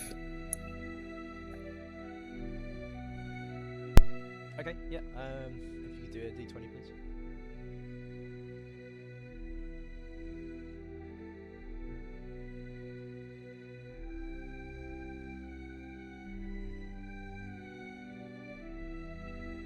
That is a 9. 9, right? So he goes. He's quite old. He's got glasses on. He's sort of like, this. I don't really know much about these. You need to go to the artificer, or maybe the artisan, or the jeweler. It's not really my thing. He sounds a bit like Hagrid, this old guy. He hands it back. It looks expensive though. I wouldn't keep that out in the open. Somebody get it. He gives it back to you. I'll thank him and then leave. Okay, yeah, he sends you on your way. He's quite happy. Thank you for visiting my smith, he says as you walk off, and he's very, very clearly worried about the barbarian. He gets back to his work, and he's quite panicky. His wife comes down and shoos her off, and he doesn't really know what he's doing, and he starts fumbling all his work as you walk off. Juice, what do you want to do? I'm gonna find a quiet little area, and I'm gonna have some catnip tea. Okay, sweet. So, do you want to do a perception check to see if there's any areas? You might have a couple of options. Yeah. I got 13, and my perception's 4. Okay, cool. So yeah, you've seen 3 different places. There's a large oak tree where the sun is just right on the trunk where you could brew up. There's a little market square away from the hustle and bustle of the bard. There's the tavern, or there's an old bench as well. I'm gonna go for the oak tree, and I'm gonna be a bit dozy because I like the sun. Okay, yeah. So you go over to the tree and you lie down. Because the sun it's affecting your cat parts, and it's making you really sleepy. So you're now going to get a disadvantage to your perception for a little bit. But also as well, it feels really comfortable, and you're having a nice rest as you brew up your tea. And just the rest alone has healed you. Any bruises you had are now healed. You're feeling a lot better, and your head doesn't hurt anymore from the scuffle either. Lovely. Do you want to do a d20 for how effective the brew is? Sure. I've got 16. Okay, cool. So yeah, the brew is pretty effective. You're having it. It's warm. You haven't spilt any this time, which is great. You're enjoying it. It's going down quite nice. You start to feel quite lucky. It's a nice little lucky brew. But alas, this seems to be the last of your tea leaves, which isn't great. But apart from that, you're feeling pretty lucky. Like you got a spring in your step. Lovely. Does everyone want to keep going? Do we want to have a break soon? How's everyone feeling? I'm feeling alright. I don't mind if we take a break now. We can take a Quick little toilet break. Yeah, A little toilet break, grab snacks and drinks. Yeah, sweet. So we'll have a 5-minute break. Yep. See you guys soon. Okay, see you soon.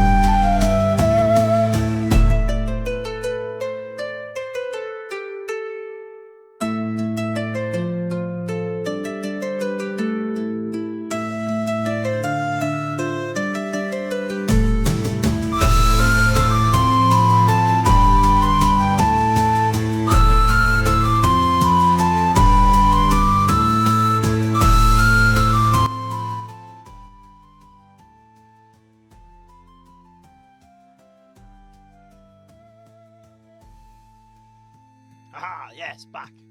Right, so I think everyone's back now. Is the music too loud? Is it just right? What's the crack? Oh, can you hear me? Dee, dee, dee, dee, dee, dee. Yeah, it's good. Nice, sweet. Okay, cool. So let's go. So where we had it before, Juice was asleep at the top of a tree because too much catnip tea. And Asper just spoke to the guy who said he needs to go to the artisan or an artificer to understand this. Hap is up there banging his drum, enjoying the life, and Boo is currently getting harassed by a fae. Cool. Who wants to start? Me! I want to dive into. I want to converse with this fairy. I want to try and calm her down and try and figure out what she's saying and what she needs from me. I really want to help her out. Okay, cool. Can you do a d20?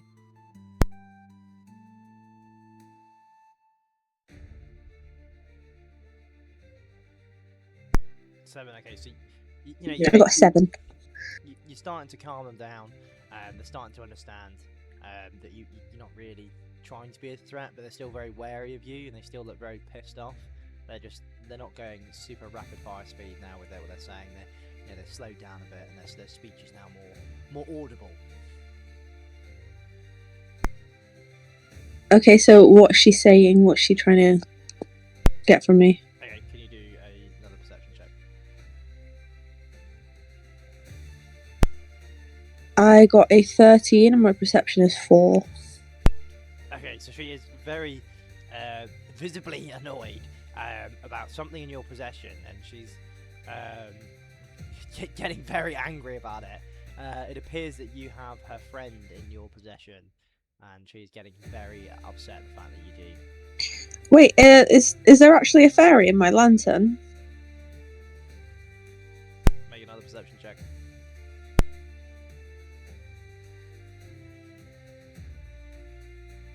I got a 14.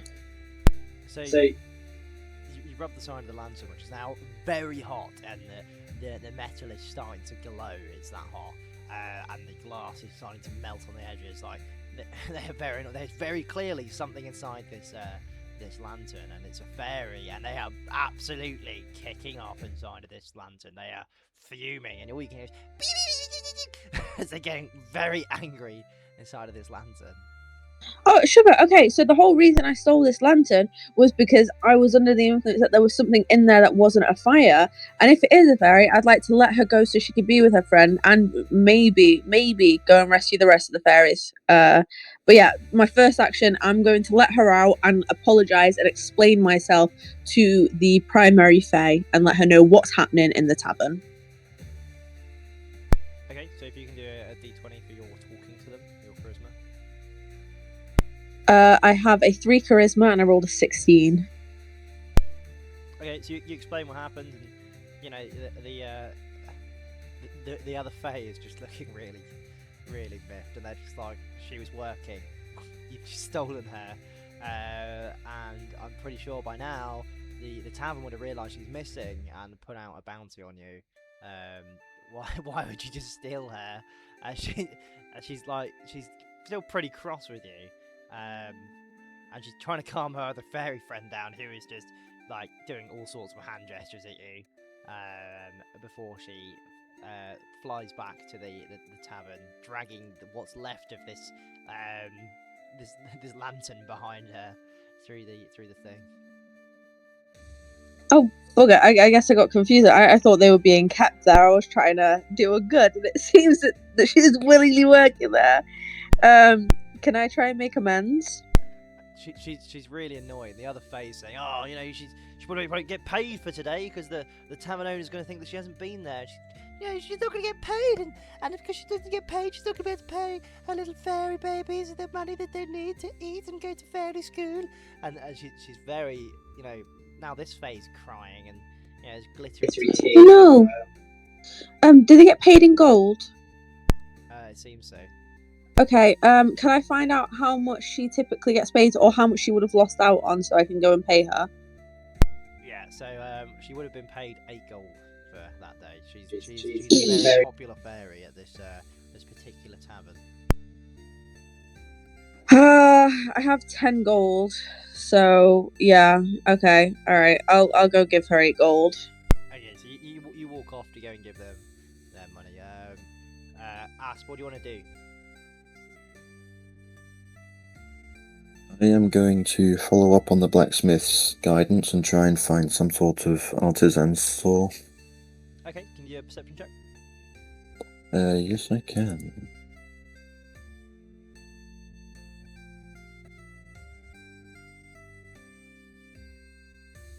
That is a 9. A 9. So you can see over the crowd that there's a sign that says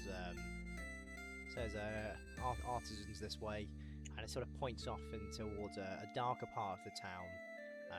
There's not really a lot of light coming from there, despite the fact that it's a sunny day. It seems like there's a different weather over there, and everyone's very head down, and they're still pretty moody. Do you want to head over there? Yeah, I'll head over. Okay, cool. Could you do a d20 for how well you keep your course going through this crowd?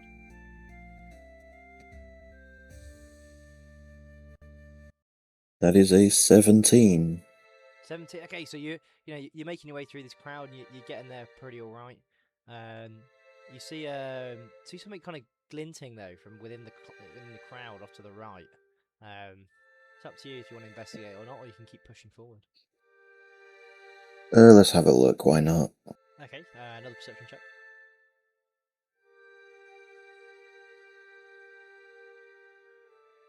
That is a 15.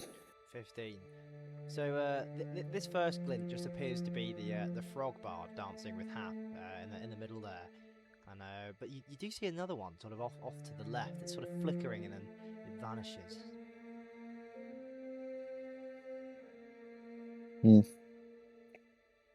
Not my monkeys. I'm gonna carry on to the shop. You carry on to the shop, but you've got this feeling that something's watching you, and this glint it sort of just reappears and then vanishes amongst the crowd as you keep going towards the shops, and then as you leave as well, it seems to dart from the crowd and hide behind one of the buildings, and then sort of follow you along the rooftops as you way to the artisans. As you make it to the artisans, you see this big blue awning outside, the wood tying artisans, and you see look in the window, and they've got all these sort of different things that they've been making. There's loads of different things. There's fine silk clothes. There's sort of bracelets and charms. There's even a couple of potions in the corner of the window there. Nice, let's head in. I have some things to ask about. Oh, cool. So you open the door, and the bell rings, and there's an old gnome, and he sort of he stands up on his stool to see over the desk, and he's like, "Oh, hello, I'm Gnome, the gnome. I've been working this artisan shop for 30 years in Brugard. Never before have I seen one as strange as you. Hello, what can I help you with? You need a wedding ring to marry a troll wife? Do you need a potion to forget about the troll wife? Do you need I don't know, wooden toy for your bastard child? You seem like you're of nobility." I have no need for those things, but I come with some items I wish for you to inspect. Okay. And I'll hand over. Well, I'll show him the pendant, and I'll also show him my unknown statues. Cool. So he gets his hands out, and he's not even looking. He's blind. He's just touching them, like Braille, and he's being quite rough with them. And he says, "Gold, damn you, yes. It's got something funny about it. This one. Oh, I don't know how. It's quite warm. The more I touch this, I don't know about this." And he sort of shoos it off to the side. He's mumbling something under his breath about magic. He's not very happy with it, and he goes over to the left, and he starts touching the statues, and he's sort of getting his hands on them and making the statues kiss and stuff as he's doing it. He's like, "Statues, oh yes, I know what these are, but it'll cost you." That's what he says. Well, how much? 3 gold a statue. Per statue. Yeah, that's my price, and I'm the only artisan here, so... Well, then I'll only take your knowledge on one. He picks up the biggest of the three, and he sort of shakes it in your face. This is a luck stone. It makes you lucky. That was Sarah, I'm told. And if you look at it carefully, you see these inscriptions on the back, and they mean all sorts of different things. And there's a slot. You can put a gem in it if you like to, make it pretty. And they're quite expensive, I wouldn't mind keeping theirs. Oh, yes. So I will politely decline. I'll take my items back. He's gripping quite tightly onto this big one. He's well, make it worth your while, he says, as you take the rest of the items back. Make your deal. 5 gold. Fine. 6. 5 gold and 1 silver. Fine. He makes that noise as he quickly snatches it away and puts it in a safe under the table, and wanders off into one of the back rooms and comes back with this little purse of gold and 1 silver. He says as he puts it in the top and slams it down on the desk.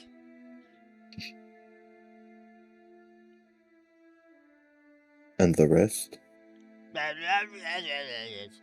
He gets the gold, the 5 gold, and puts that in the bag as well and passes it. Well, thank you. Can I do a perception check to check he gave me the right amount? Yeah, of course, you don't trust him. What's your perception? My perception is 4, and I rolled 18. Oh, okay, yeah. So he hasn't shortchanged you. He's given you the exact amount, and he's put it in a lovely little leather bag. And the drawstring on it appears to have some sort of, I don't know, like yellow tinge to it. And it doesn't even smell too bad considering it's come from a gnome. You're quite pleased with it. It's got a little mark on the front. Of an old gnome thing, an old gnome tome.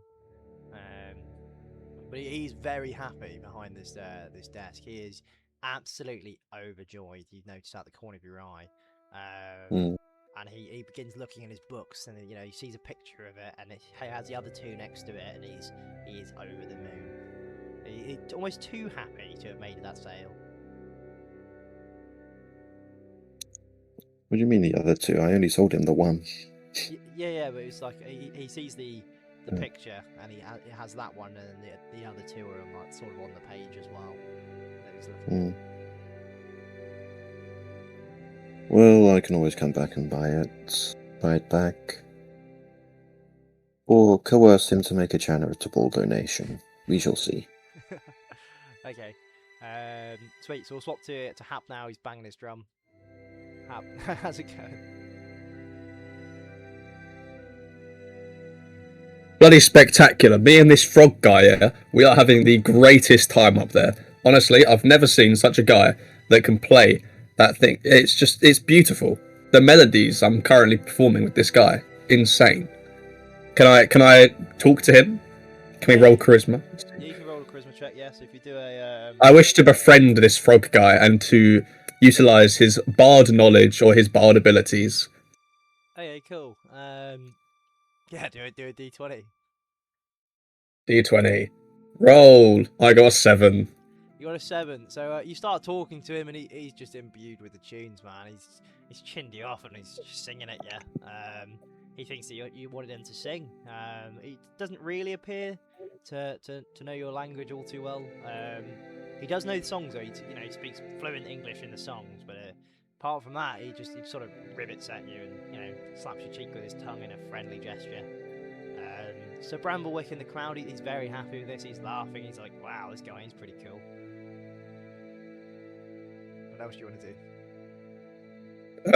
I have an intelligence 7. Can I try and translate what he's saying to understand it?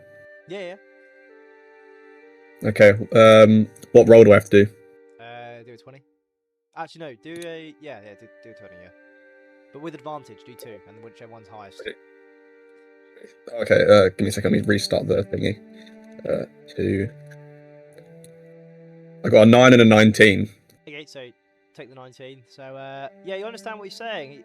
You know, he's very jovial, he's very happy, and he's sort of like, oh, lovely to meet you, Ribbit. Lovely songs, Ribbit. Yeah, you're very good at drums, Ribbit. Flies, Ribbit.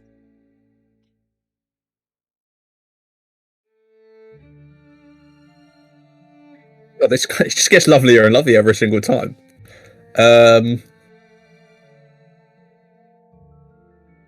I ask to split some of the money that's getting thrown at us. Not all of it, just a little bit. Okay, do a charisma check. I've only got charisma. I've got the jester hat on though. So what's my charisma? 5. 5. Okay, yeah. Wait. I got a 9. Okay, but you've got, what's your normal charisma without the hat? 4. Okay, so +2, so 11, +1 for the hat. So 12. Okay, yeah, he sort of, he gives us a bit of a froggy side eye, and he's like, Ribbit, I've been out here all day, Ribbit. How much were you thinking, Ribbit? How many gold coins are there? On the floor, on this little sort of bit that you're stood on, there are loads. This little raised platform. It appears there used to be a statue there, but it's long since been knocked down. There are lots. This whole platform is pretty much covered. It's probably about, I don't know, at least 40.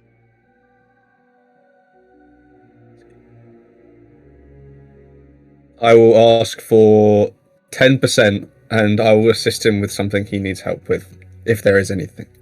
Okay, do another charisma check. 11. 11 +2 +5. Fine. He's like, yes. Well, I don't know. I'm a Ribbit, very famous Ribbit. Ribbit, a bard. Ribbit. These people have come here for me. I don't know, Ribbit. I suppose I can pay you a little bit, Ribbit. How about Ribbit? 2 coins, Ribbit, and that lovely staff.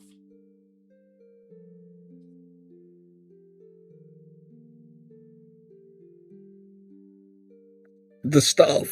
Oh. Counter offer. He can have a green antidote instead of the staff. Maybe. Antidote, I don't need Ribbit antidote. I'm from the swamps, Ribbit. I have no need for this antidote, Ribbit. Well, if you pass me the staff, Ribbit, I'll give you 10 gold, Ribbit.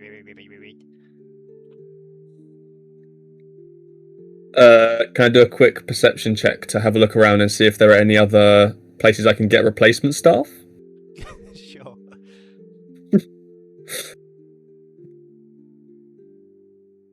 Oh, I rolled a 3. So you have a look around, and the hustle and bustle of the crowd is too much, and the frogman is right in your face. He's like, "Hello, Ribbit. What's the offer, Ribbit? You can't really see past him, and the big feathers on his hat keep brushing in your eyes. And you can't see anything really. There's a couple of shops, but you don't know what they are. Okay, I will let him keep the money in exchange for a friendship here. Ribbit. Oh, okay, Ribbit. That sounds agreeable, Ribbit. What kind of friendship do you have in mind? An under the table friendship, wink, Ribbit, or Ribbit, adventuring companion, Ribbit, or are you going to follow me along as a roadie on my trips? Get in the cart and have a few beers and a few wenches, Ribbit. This tongue does magic, you see. A little bit of each. Lovely. He says, Ribbit.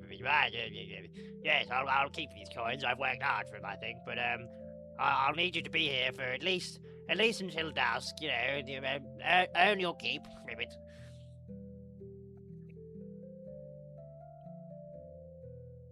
Everyone else alright with me just working it till dusk? Yep.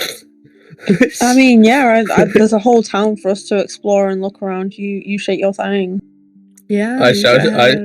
I'm a shake my fang, as Boo puts it, with the drum. Please. Okay. So for this, because you're going to be there for a while, every hour that you're there, you're going to have to do an ability check, and each time exhaustion's going to set in and make it a bit harder. Okay. So, Can I choose when I stop eventually? he wants you to be there until dusk.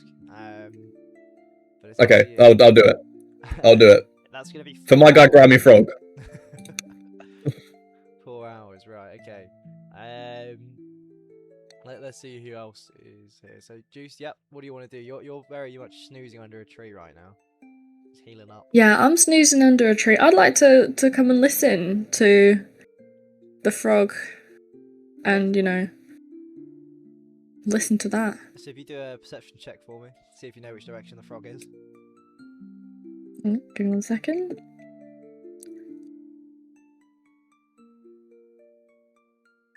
I have rolled a 5.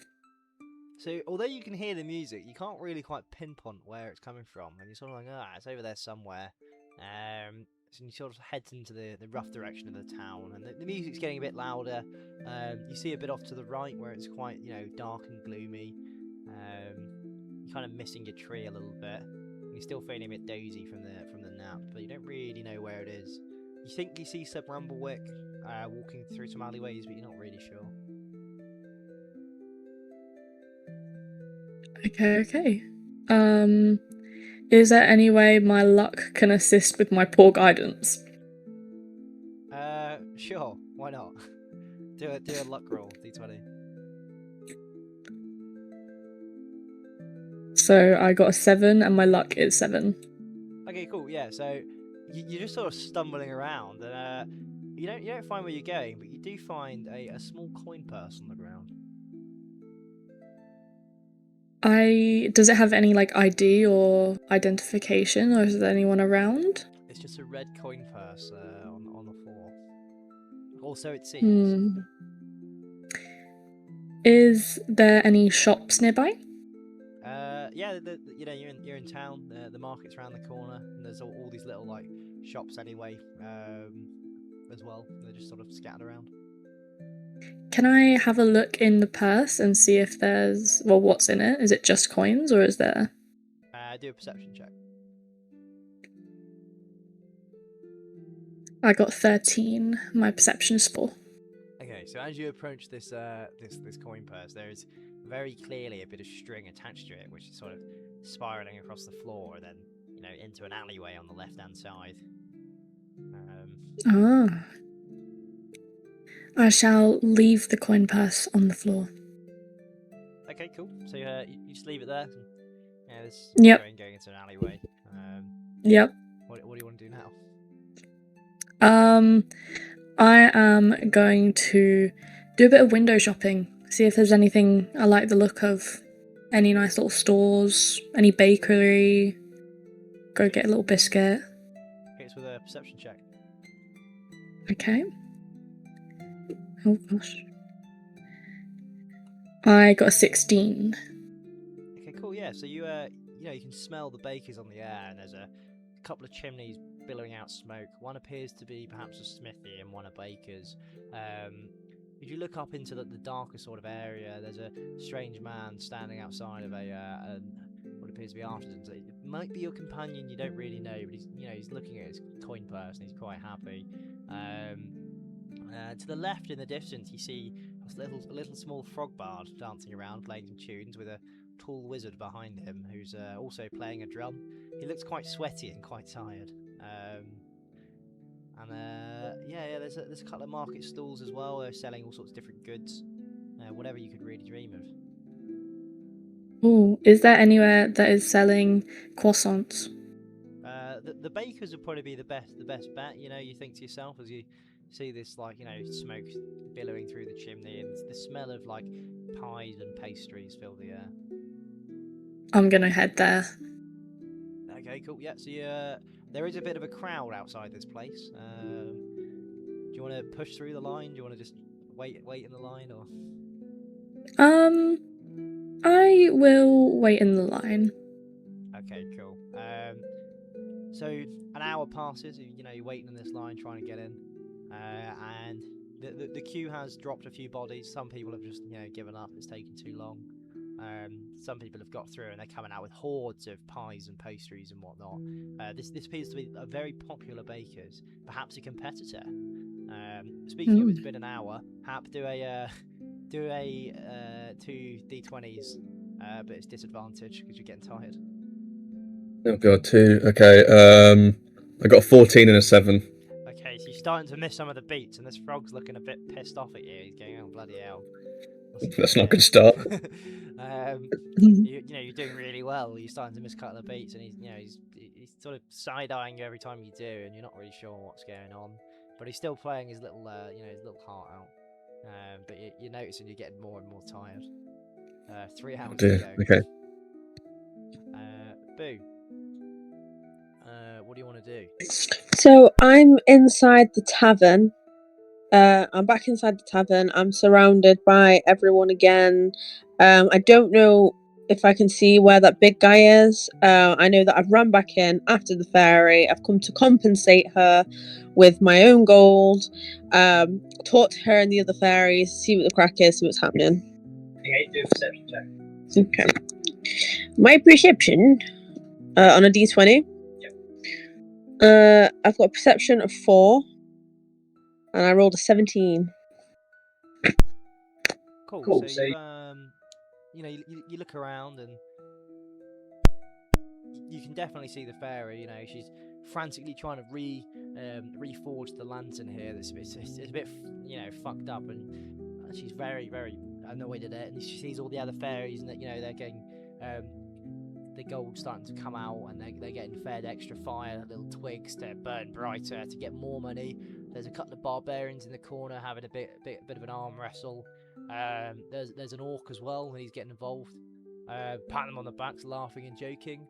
There's a tiefling, tenderly trying to fix up the biggest barbarian in there that's in the corner that got embarrassed earlier on. There's a bunch of dwarves who keep laughing and pointing at him. The barkeeper's trying to pay a mage to fix his bar currently, but the price appears too high for the barkeep. Okay, so I'm gonna go over to the fairy and talk to her and see if I can, 1, help fix the lantern, and 2, compensate her and basically hopefully just make her feel better, because I didn't realise what the situation was, explain myself, and hopefully make amends. Do a charisma check. I rolled a 15 and my charisma is 3. So you've managed to sweet talk her into actually talking to you. She says, as she was considering burning your eyebrows off, and she's there, and she's explaining it.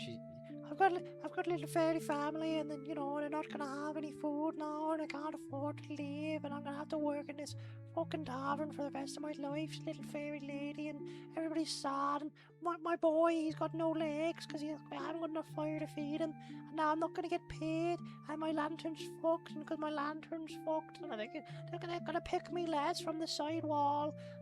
She's very panicking here, and she's not impressed, and she's starting to get really sad. The sadder she gets, the more her flames dwindle.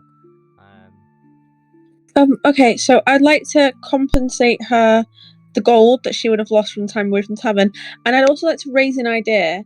So her friend works for the Bard Toad, who's getting like hundreds and hundreds of gold coins a day. I'm pretty sure if I could talk to him, I might be able to get all of these lantern fairies that want to leave a job there that pays better, perhaps. Okay, do a charisma roll.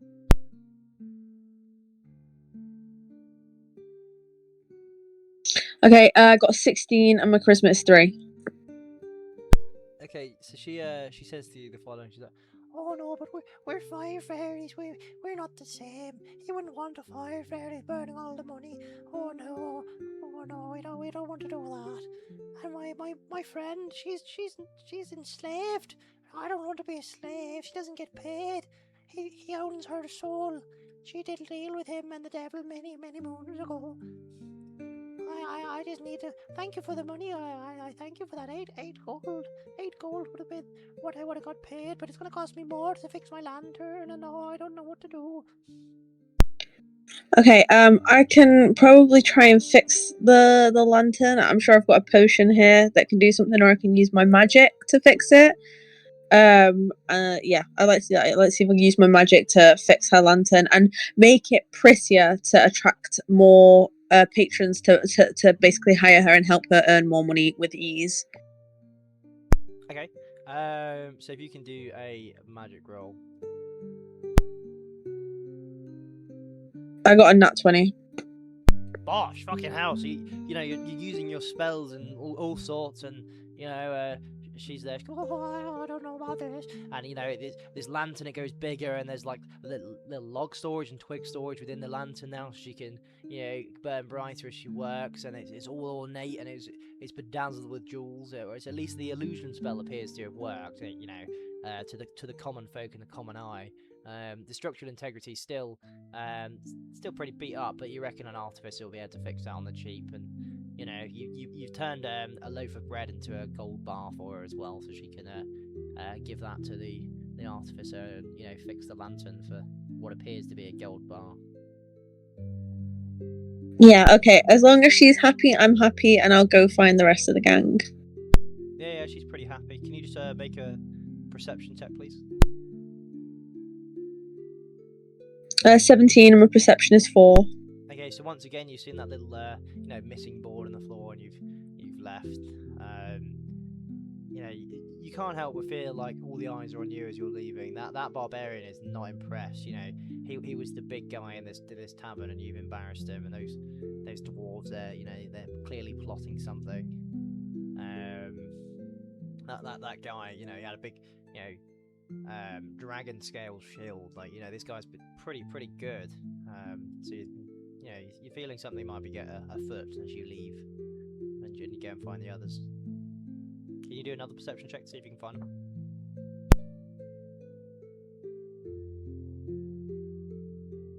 I got a 6 and my perception is 4.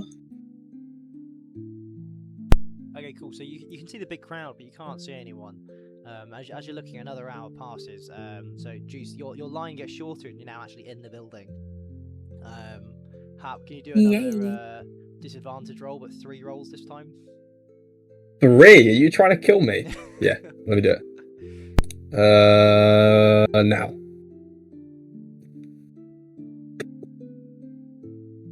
If I got a 14, 8, and a 7, does that mean it stays at the same pace, or is there an exhaustion or whatever it was there? So you're still going, and there's no additional beats missed, but you're not doing better than you were the last hour. And this frog is starting to scratch his head a bit.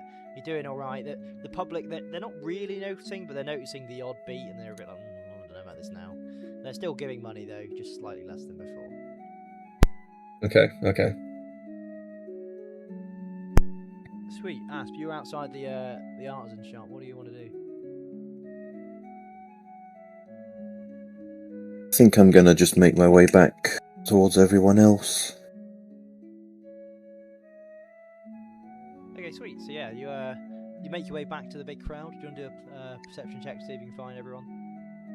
Yeah, sure.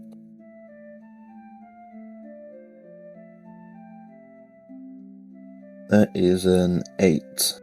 An 8. Okay, yeah. So you see Sir Bramblewick's green hair, and he's clapping along very merrily. You can see Hap very clearly at the front there with the frog, and he's very sweaty, sweating profusely. In fact, his robes have gotten a darker shade, and every now and then you see a flicker of flames in his eyes. You can see his ultimate concentration going on, and his hair is starting to sort of floof up every now and then as he's really trying. You think you can see Juice towards the baker's, but you're not really sure. But you've got no idea where Boo is. Enough. What do you want to do? I think I'll just find a bench to sit down on or something. Not much to do right now. Okay, yeah. So you find a bench to sit down on. Do you do a perception check to take in your surroundings, or you just want to chill out? I mean, I can roll, see if there's anything of interest. That's 16. So you find yourself sitting outside of the tavern where you were previously, with that sign's behind you, and there's about 5 separate bits of paper on the town notice board. Do you want to investigate, or do you want to chill out? It's also cast a glance at it. Enough to read the headlines, at least. Yeah.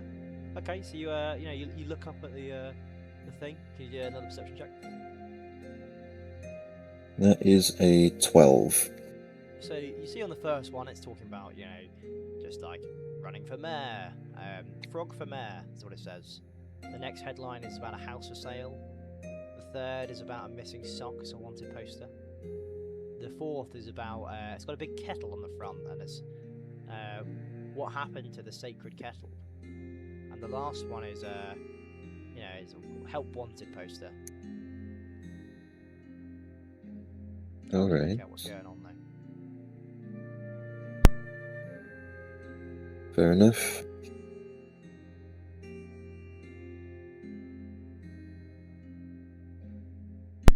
I think I'll just kind of sit there then.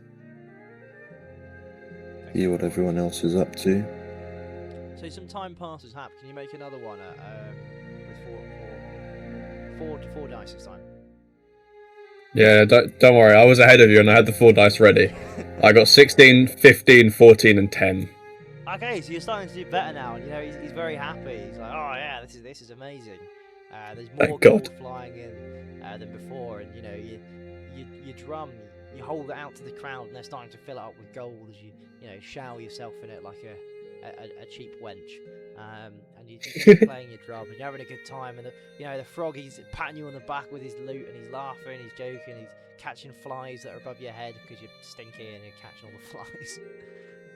Attracting them all, and he's having a good time now. He's like, yeah, rah, rah, rah, gonna run a show. He's laughing as he plays his guitar more and more. And the crowd, they don't dwindle, they begin to grow, and more money comes through. And it appears the lord of the town has arrived as well.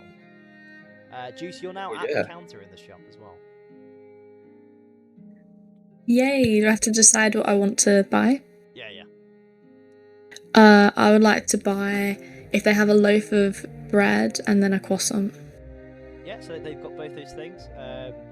The guy behind, he's a really burly guy. And he's, yes, I've got bread and I've got croissants. As he forces his hand into the oven and pulls out a fresh loaf of bread. His hair on his hands singed as he does so. So it's almost like he's trying to show off, and he pulls it, slams it down. Bread, lovely bread. He says as he presents it to you, and a croissant. Oh, we might have some of them. He says as he goes behind his wife, and she's like, oh yes, oh lovely croissants. We've got loads of croissants, and she offers you a big basket full. And then the big guy comes back and goes, the bread is 3 gold, and the croissants 1 gold a pop. I shall take the loaf of bread and 2 croissants. 7 gold, please. I shall give him 7 gold. He laughs as he takes it, as he knows he swindled you for 2 gold. And he goes and puts it in the lockbox, and the guard at the door quickly ushers you out. What do you want to do? I shall try and go back to the town centre. Lovely. So you go back to the town centre. There's a huge crowd. There's a guy being held up in one of those fancy like emperor things. He appears to be the lord of the manor. And there are also some familiar faces in the crowd. You think you can't really tell. Do you want to do a perception check? Sure. I got 20. Nice, yes, you can see absolutely everybody in the crowd.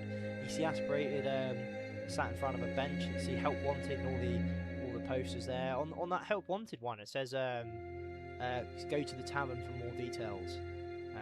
The barkeep will talk to you.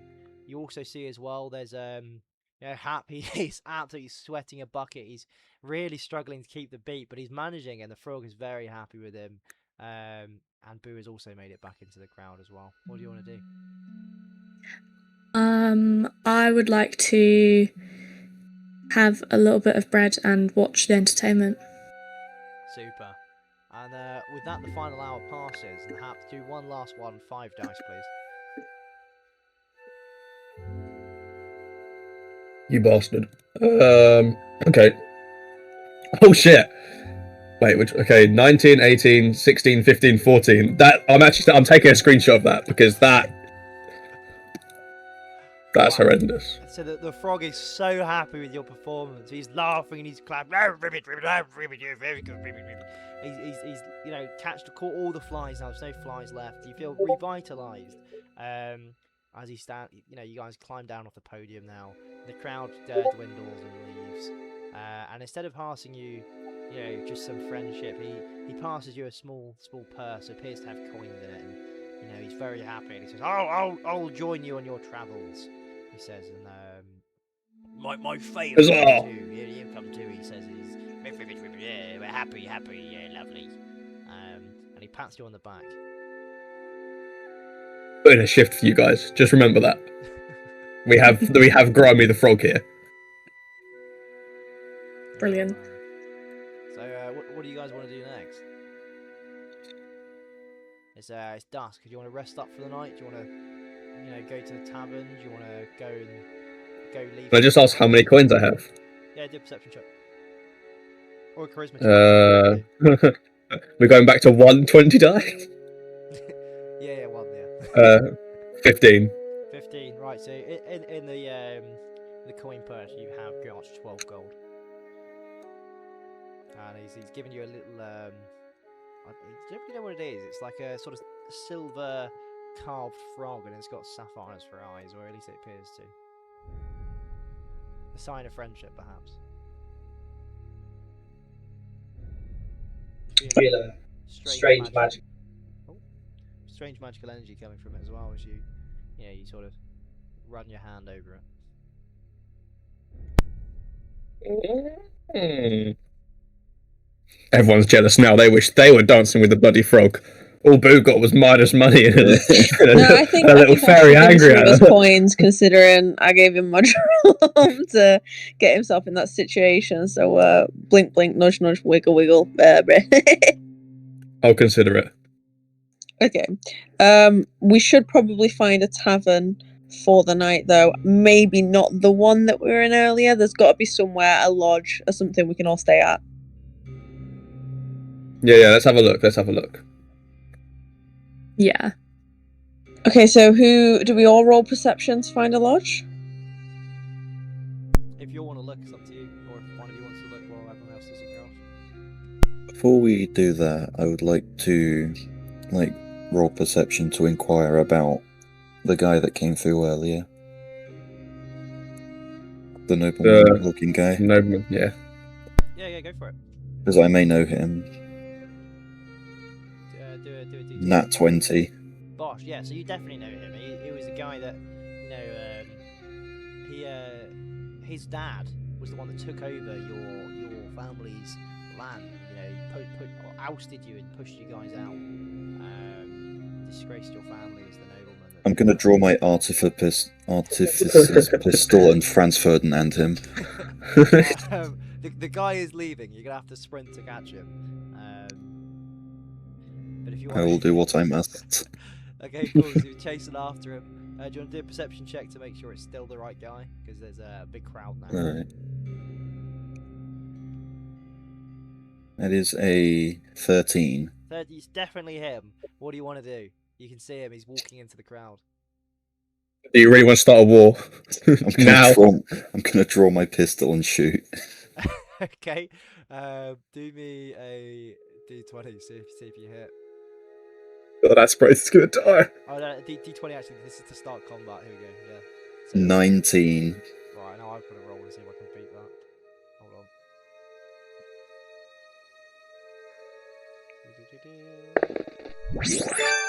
7. Yeah. So you've started combat. So you shoot and do another one to see if you hit. Alright.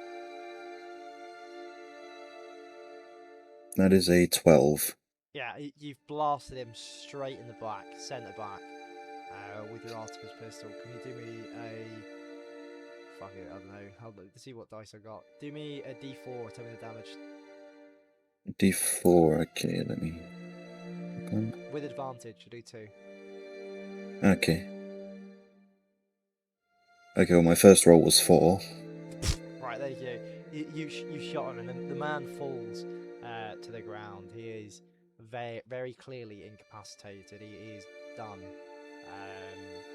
He is absolutely gone. He hits the floor. The blood splurts from his chest. His honor guard turn towards you and begin to charge. They are now also within combat, and there is 3 of them. Hold on. So can you do a d20?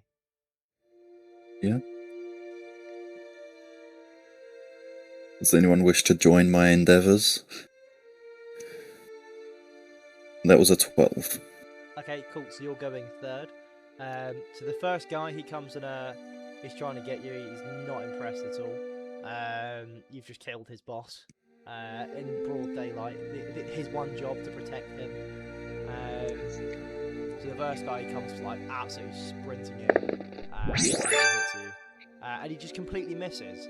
He completely misses you with his pole arm and strikes the floor with so much power it just like cracks the stones all around.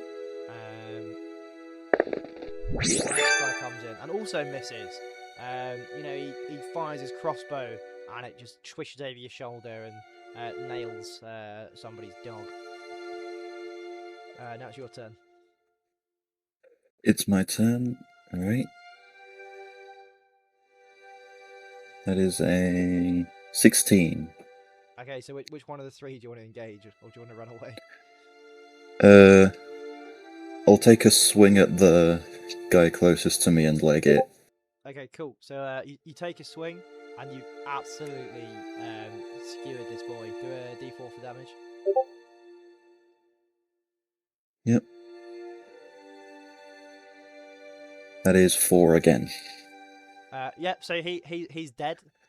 You've skewered him straight through his artery and his thigh, and he's just screaming. And now if you can do another d20 to see if you can get away. So I'm fucking tearing shit up. That is a 11. An 11. So you start running away, but the last guy's chasing after you. See if he can catch you. Yeah, he got a 20. He is fucking spear tackled you.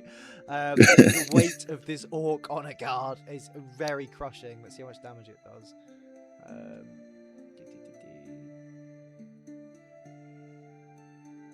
And that is 2 damage to you because he's so heavy. He's such a fat boy. If you can get a 4 up, you can save it on a d6. On a d6.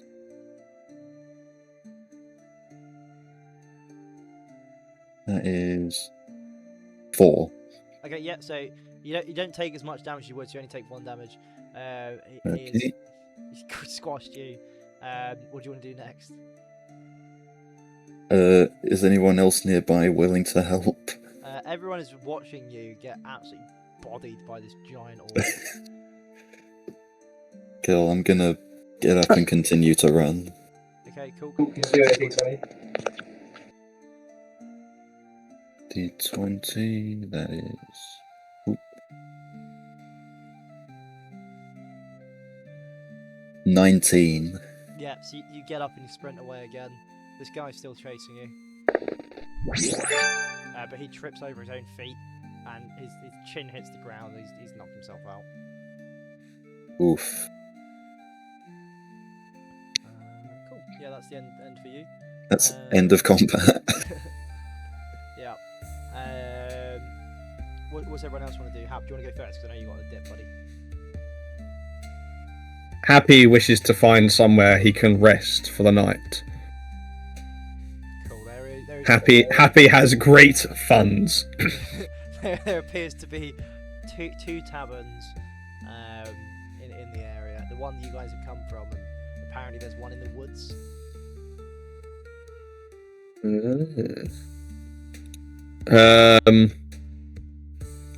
How can we get to the one in the woods? You can do, but there's risks of brigands and stuff because you're going through the woods at night.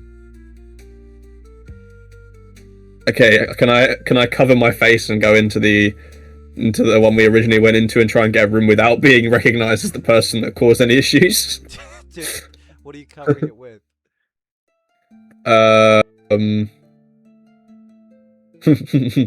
Can I tip my jester's hat a little bit? I mean, I think I had a cloak originally, but I'll just maybe the jester's hat is probably more realistic. 12. I've got some bits and bobs as well. Like I've got a silk cloak if you'd like to borrow it or anything. So, Potentially, if that helps me get through. you've tipped your jester's hat. You skulk through the doorway. It's just jingling as you're walking. Your pockets are heavy and the way down a bit. You go towards the bar. Can you just do me a perception check really quick?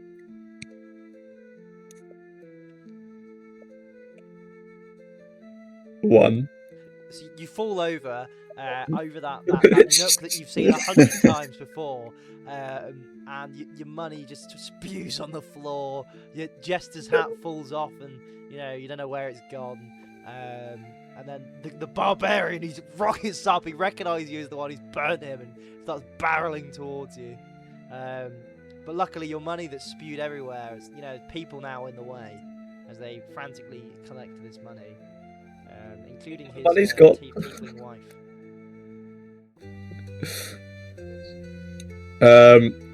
In the amidst, how much do I have any money left to get a room now? Perception check. 4. God's sake. So you're trying to find your own money purse, but you don't know where you put it. Was it mixed in with that purse? You don't know. As you frantically pat your body down, spectacles, testicles, wallet, and watch. Where has it gone? The big barbarian, he's trying to work his way through the crowd, but he's not having a very easy time of it. The artificer's asking you, there's this dwarf behind the boat. What do you want? You getting a room or not? He says to you. Yes, I want a room as quickly as possible. Well, 10 gold it'll cost you for the night. Do I have 10 gold on me still? I mean, I had 21 earlier. I don't know how much I dropped, but Pay in the morning. He says. Don't you forget. okay, I rush to that room. I'm in there. He passes you a key. Do a perception check to see if you can find the room. For God's sake. 9.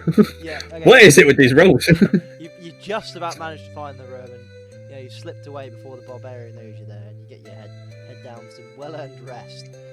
The frog is sleeping by the fire in the room, and the fae is just dancing around in the sky like a little nightlight. I sleep.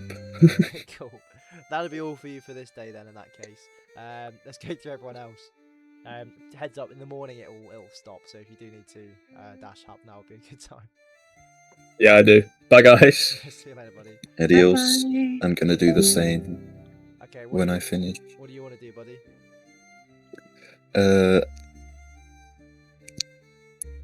So where am I? I'm just in the streets right now. Yep. I'm going to head back to the tavern as well, see if I can get a... Wait, no, I'm not. Let me check my money. I don't have enough money for a room. You've got to pay in the morning. That's what the last guy said.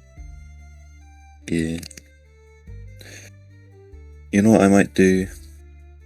So if I'm going to head back into the tavern. Yep. And I'll ask the guy at the counter if I can add on to Hap's room for a discounted rate. He sort of grumbles to you. Can you do a perception check actually on the way through the door? Yeah? What, so I don't conk my head on the floor again? Okay, now's the time I roll low. I got a 5. Okay, so you do trip, and you're sort of falling towards the fireplace. But like one of those slow motion trips, a bit like when you're on ice. You go, whoa, is he going? Is he not? You're falling towards the fireplace. If you can do a D6 for a save. Okay. You need a 3 up. Oh, thank God, I got a 4 again. Why does this dice keep rolling 4? So you've managed to catch yourself on the frame of the fireplace and pull yourself back to the artificer behind the bar. He's 10 gold, he says to you. So, can I do a persuasion check to see if I can get him to add me to Hap's room for a lower rate? Yeah. Okay, go for it. No, D20. Yeah. That is 15. So he grumbles and he's got a weird contraption he puts on the side of the desk, and he's typing away as he goes, and it's whistling and whirring and hissing and popping as he's putting in these numbers. Yeah, I suppose that can do 5 gold, he says to you. Yeah, and I will pay that with no issue. And he he takes your 5 gold greedily, and he bites it a couple of times to make sure that 1 silver coin didn't make its way into the mix, and he okay, and he passes you a second key and ushers you away. Nice. So I'll head up to the room and join Hap.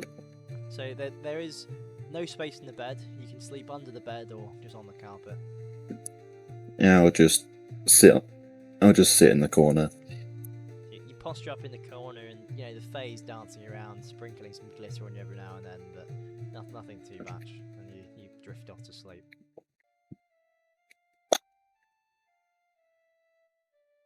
Well, it's been mighty eventful.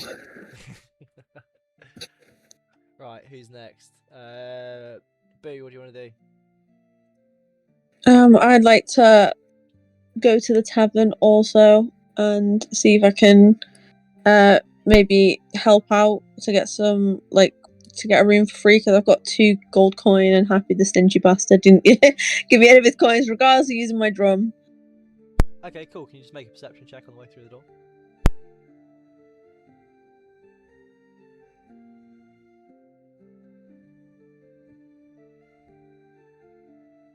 $19.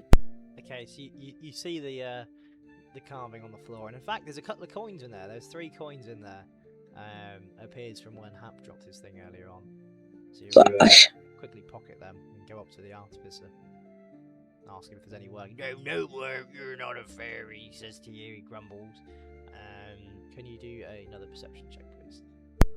Okay. Also, I do have potions and I am magical. I could do a transfiguration kind of spell situation.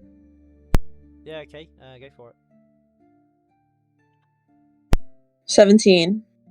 Yeah. So you you look in your pockets. There's a small corner of rat scrotum left, and you do some transfiguration. You turn it into a small coin purse, and it works. It works quite well, and you've now got that. Would you like to get a room?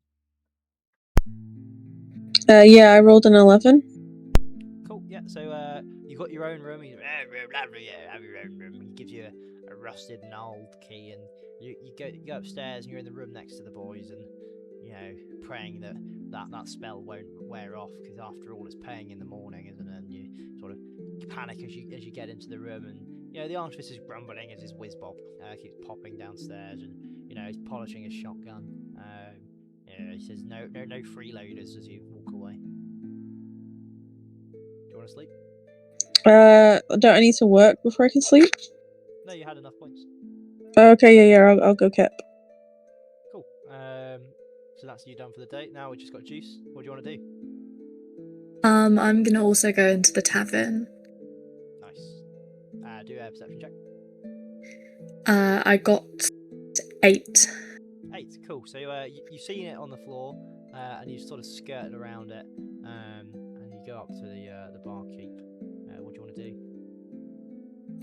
I would like to try. It's kind of like a gamble for my room, because I have a lot of luck. I'd like to play a little game and see if I can get a free room for the night. Okay. So you talk to him, ask about, do you want to play a game of chance? Yeah, I know a game of chance. I like a game of chance. And what he does is he generates 3 cups, which I'm gonna have to try and find something really quickly to make 3 cups. 3 cups appear on the table. There's 3 of them, and he goes, "What do you which one is the ball in? If you get it right, you can have a free room. If you get it wrong, for every time, you have to give him 5 gold," he says. Do I roll to see my luck? There's 3 cups. You can pick 1, 2, or 3. I'm gonna say 1. Are you sure? You can use use some luck to have a little wonder and see if it's in there. Do I roll for the Yeah. dice? Yeah. So do a d20 for cup number 1. 15. Okay, so you've got a good feeling it's in that cup. Yeah. Yep. And Yep. the ball is in the cup. Not fair, cheating. The artificer grumbles, and he grabs his shotgun and he sort of brandishes it. Fine, have the key. Throws it at you, and he's very cheesed off. He doesn't like to lose. Shall I offer him a piece of bread?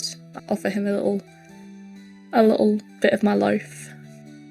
Okay, so you offer him a bit of bread. Oh, I love bread, he says as he greedily gets it down, followed by a tankard of mead. Then he says, you're all right, I suppose. And he grumbles towards you. Do you want to do a perception check to see if you can find your room? Okay, give me 1 second. 14. 14. You find your room. It's next to Boo's. It's completely perfect. The room is lovely. It's well kept. There is a strange rustling from the bushes outside, but you pay it no mind. Yeah, I'm gonna head to bed. Cool. There we go. So that is going to be all for this first D&D session, gang. A lot slower pace than I thought it was going to be. Yay. We did a lot of exploring, but you know, I actually really enjoyed it. That was my first time as a DM. I don't think that was too bad. Yeah. No, it went well, I think. Yeah, I really enjoyed that. I thought it was really good fun. But yeah, there will be some more episodes. If you guys do want to get involved, you can do. Just make a character and I'll somehow work you in. Providing, of course, we're not in a dungeon or anything, because then I'll be running 2 separate campaigns. But yeah, so we've got our characters. They've got all their special bits and bobs, and there are some mysterious posters around town. I wonder if people will investigate them and find out what they mean. But yeah, we're on the way. There we go. That's the end of the first episode, and I hope you guys have enjoyed. Yeah! Hooray. Yay! Goodbye!